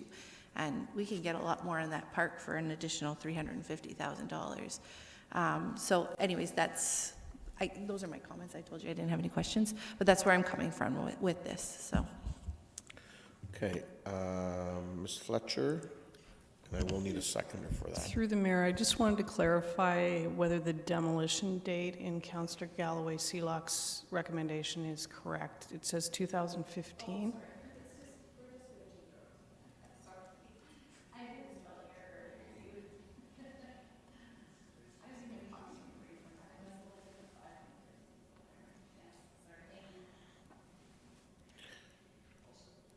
Okay, thank you, Councillor Davey. Councillor Gazzola, back to you. Yeah, I just wanted to point out that this is basically a staff recommendation that's coming forward. This went to Heritage Committee just for discussion, but they did not make a recommendation, right? Mr. Bensasson? Through you, Mr. Mayor, yes, in fact, the committee did make a recommendation. The original recommendation, however, was based on the assumption that the alternative that was moving forward was only the relocation alternative. Okay. All right, so that's fine. And then basically what's before us is what you would be recommending, or what you did sort of recommend, right? That's what's before us. Mr. Bensasson? Through you, Mr. Mayor, that is correct, yes. Yeah. Okay. Okay. So, we'll deal with, so this is an alternate motion. So technically, sorry? More like a deferral? Okay, the clerk tells me it's more like a deferral. I can live with that. Is everyone? Yeah, that's true. No. Okay.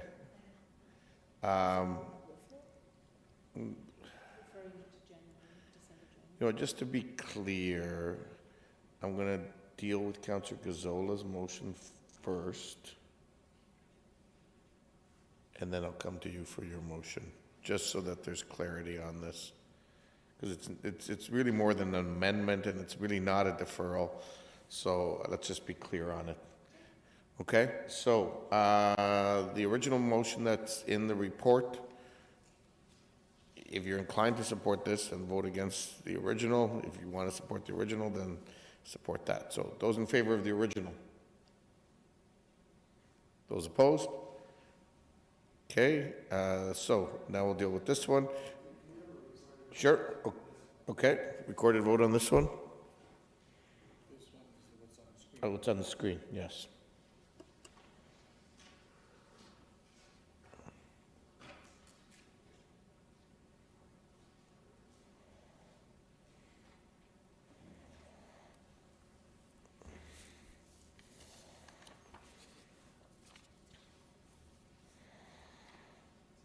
That's carried unanimously. Thank you. I'm going to try to zip through this so that we don't need to extend. Any other unfinished business? Any new business? New business, Councillor Gazzola? A quick comment, if I could, and I also have a question. Okay. I just wanted to make a quick comment. I missed the new water rates discussion, and I have since reviewed it, and I want to commend staff. I think they've covered a lot of, given us a lot of different options. I want to just do a little I told you so, because back in January, when I came to council, I presented 2 alternatives, and I went through on the weekend and worked through my alternatives, and they're very closely in line with what staff, the 3 options that staff have put forward. So, okay. Nobody likes to hear I told you so. The other thing, it is a question for you as a member of Regional Council, and it deals with the issue of the overpass for the people in the ward that I represent. What is happening there? The people are, there are 2 issues. Right now, it's a matter of just on the day-to-day until we make a decision. So what can we do to help that section of the city? And the bigger question is, how do we move on the overpass question? I keep hearing rumblings of dollars and budget and all that, but when we're dealing with a $1 billion project, we need to deal with that issue. Okay, why don't we ask Mr. Reedman to give us a brief update, as much as he can at this point. Through the mayor, so this is a relatively complicated project. So from the outset, we've always known that there is no land on the Fairway side of the project. So that is the biggest stumbling block to move forward with the preferred alternative. So the preliminary preferred alternative is an at-grade crossing, not an overpass. Overpasses and underpasses were screened out of the environmental assessment process due to the high-tension power line being buried under the corridor. So that is the phase we're at right now, is looking to see if we can get an easement or land acquisition on the Fairway Road side, which is the commercial side. There's also only one walkway on the residential side, which is located fairly far out of the way of the preferred crossing location. So that's at Belford Crescent. So we're looking at an option for a walkway or an easement closer to the preferred location, which tends to be closer towards sort of the Tim Hortons McDonald's location on Fairway Road. So we are working with the region on that. The other complication is the LRT construction work that's underway. So this would be a change order request with the contractor. So we're working on options to see what that cost is versus the cost of waiting until the contractor's finished and hiring a separate contractor to install the signal system that would be required for an at-grade crossing. So I guess that's the best up-to-date information I can give at this point in time. I know one of the triggers is the contractors installing the fence along the corridor, so that has been a bit of a pain point for residents in the community, but that is a requirement of the contract for trains to operate along that corridor. Well, I understand it's a requirement of the contract, but what do we do for the people? What's the most important issue here? It's quite an inconvenience. There has to be some answers there to help the people in the area. I keep hearing that it's part of the contract. Well, you know, who gets to work on the contract? Well, I mean, I'm looking to the members of the region to look after this. Well, I mean, I guess what I would tell you, Councillor Gazzola, is while certainly I advocated for that at committee last week, I think this is going to only move forward if it's done as a collaboration between the city and the region. I mean, I think it can be argued that the situation has been created by the region's LRT project, but sidewalks and pedestrian links are typically a municipal responsibility, and that's where all that is going to need to get worked out. The challenge, quite frankly, here is that you know, any of the linkages that existed before, as we know, were not legal linkages, and it's going to take time to work through these issues if we want to have a legal one, and there's not going to be an overnight solution. And I know that's frustrating, but it's unfortunately, I think, a reality. Let's pretend it's in the downtown for a few minutes. Well, you know what? We just dealt with a trail through the downtown, Councillor Gazzola, and we ended up with a far from ideal solution in Councillor Etherington's ward. So those are the realities of it, and you know, unless you have a better suggestion, then please bring it forward, and staff, I'm sure, are willing to consider it, and you know, we'll keep moving forward on this. Do you really mean that? Yeah, absolutely. I think any good idea should be considered, but we're going to need to find money, and that's going to mean finding money at the city and at the region, or ideally finding some money from our federal and provincial partners around trail connectivity. Well, put your mic on if you want to say something. Okay, thank you. We are going to need a motion to go a few minutes past 11. Moved by Councillor Fernandez, seconded by Councillor Ioannidis. All those in favor?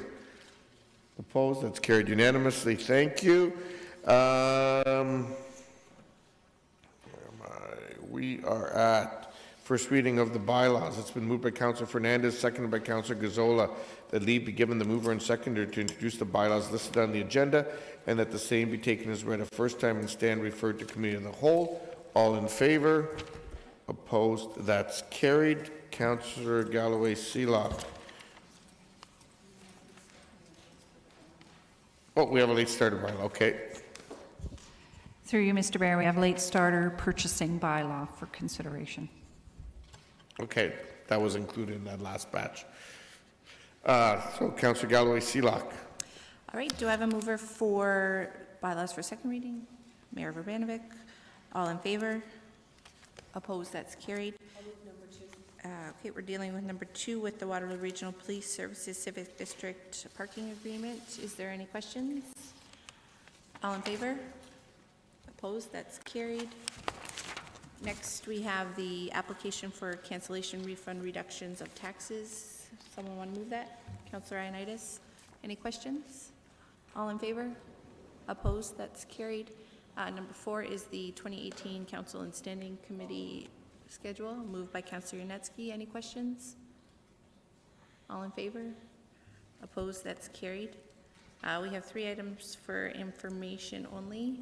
Councillor Fernandez. And I just have a question before we go there. Procedurally, these are for information. I know that with committees we have consent. Is there any rules around discussing these? Like, do we need a vote, or is it just pull it out and deal with it? There should be a vote. Through you, Chair, there should be a vote through to pull them out, to discuss them, if necessary. And is that 2/3? No. It would be a majority. Just majority. Yes. Okay. Councillor Fernandez? Yes, I do have a couple questions and a comment about the variance report, please. Okay, so you're moving that it be discussed up for discussion? Those in favor? Opposed? That's carried.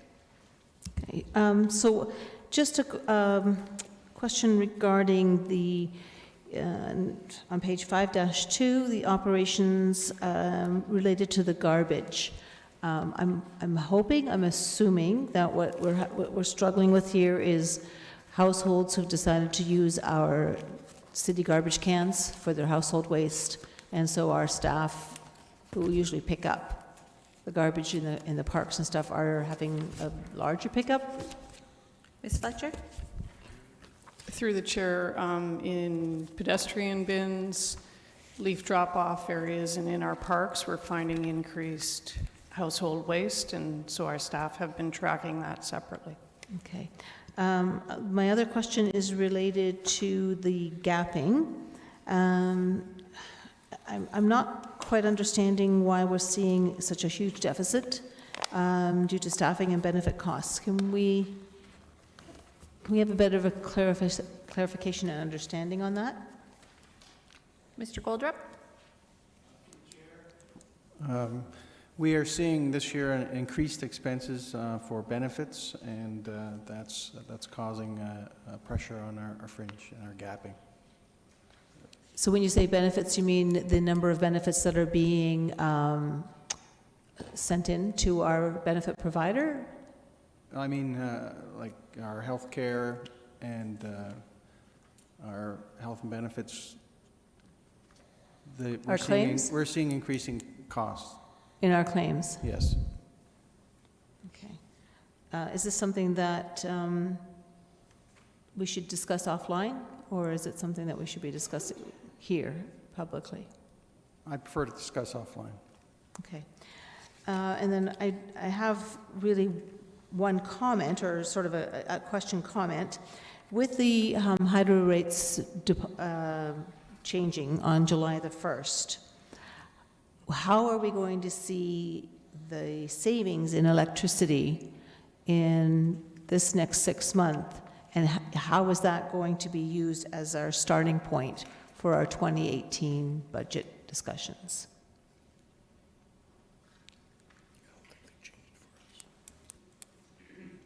Mr. Chapman?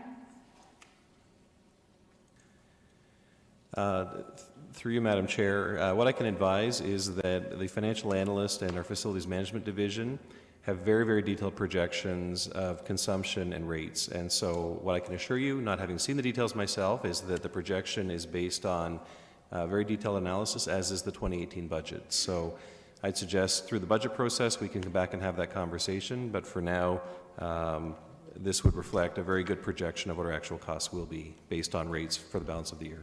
I'm sorry, I didn't hear that last sentence. What I can assure you is that what you would see here is a very precise projection of what our balance will be at the end of the year based on projected rates and consumption.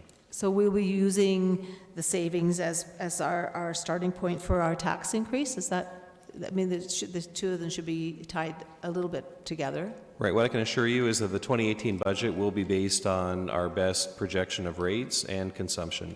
And so while we are seeing some savings in some facilities, what I can also advise is that as we add splash pads in other facilities that consume water, produce sewage, and use electricity, that there is growth in consumption. And so yes, efficiencies and rates can offset that to an extent, but we are seeing costs go up in other areas as well. I think, though, to specifically maybe answer the question is that it's going to be used to offset any other deficits we have throughout the course. No, not necessarily. I really just want to make sure that the savings that we see in hydro due to the rate drop, that will become sort of our starting point. But I think you've answered it, that's fine. I think I understand what you're saying. I was just suggesting that any savings that we have from this year will go to the bottom line of what our deficit or our surplus would be at the end of this year. So there's a lot of pluses and minuses within our variance report, and it would just go to offset some of the deficits. Okay, that's all the questions I had. I see there's a couple other people in the queue. Councillor Davey? Thank you. Just one question. I saw throughout the report there's a couple references to costs related to flooding. Is there any expectation that we'll have any recoveries through our insurance?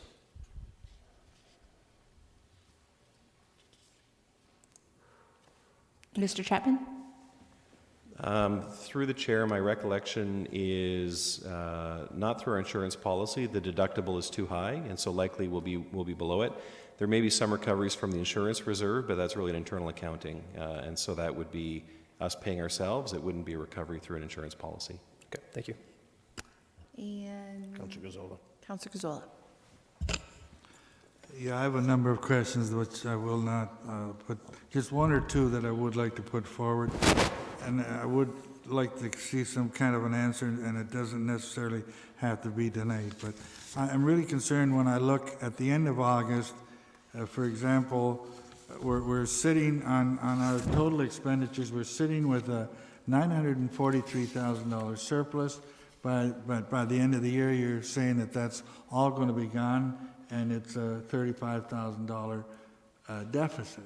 So that's quite a variance from where we are now and to where we're going. So if these are all timing differences, that may be one thing, but I just, does it mean we're going to go on a spending spree between now and the end of the year? I don't know. And the other question I would like to ask for a detailed or an explanation of that whole gapping, the way it works. We're showing an anticipated $750,000 deficit at the end of the year. Could we get a report that shows a little more detail as to what's involved in that account and how you come up with that kind of a deficit? Unless everybody understands it, I don't. And that's quite a variance. So I'd like that, if perhaps that needs to be left as a paper when we deal with the budget, but it is an area that I would like to see a little more explanation for all of council to help them understand it. Mr. Chapman? Through the chair, we have guidelines that are written internally. We have analysis that we do, and so I think fairly easily we can turn an email around to council, and then if that's not sufficient through the budget process, we can have more discussion. Okay, thank you. That is all the questions that we have. Or were there any late starters, Madam Clerk? Nope. Okay. Then I will, do I move the Rise and Report? Yep. I will, someone want to move the Rise and Report? Councillor Marsh, all in favor? Opposed? That's carried. And I'm moving, and seconded by Councillor Davey, that the proceedings and recorded pecuniary interests and conflicts taken in the meeting of the Committee of the Whole held this date and attached hereto and forming part of these minutes are hereby adopted and confirmed. All in favor? Opposed? That's carried. It's been moved by Councillor Fernandez, seconded by Councillor Gazzola, that the bylaws listed on the agenda, including the additional ones for third reading, be taken as read a third time, be finally passed and numbered serially by the clerk. All in favor? Opposed? That's carried. And it's been moved by Councillor Schneider that we now adjourn. All in favor? Opposed? That's carried. Thank you very much, everybody.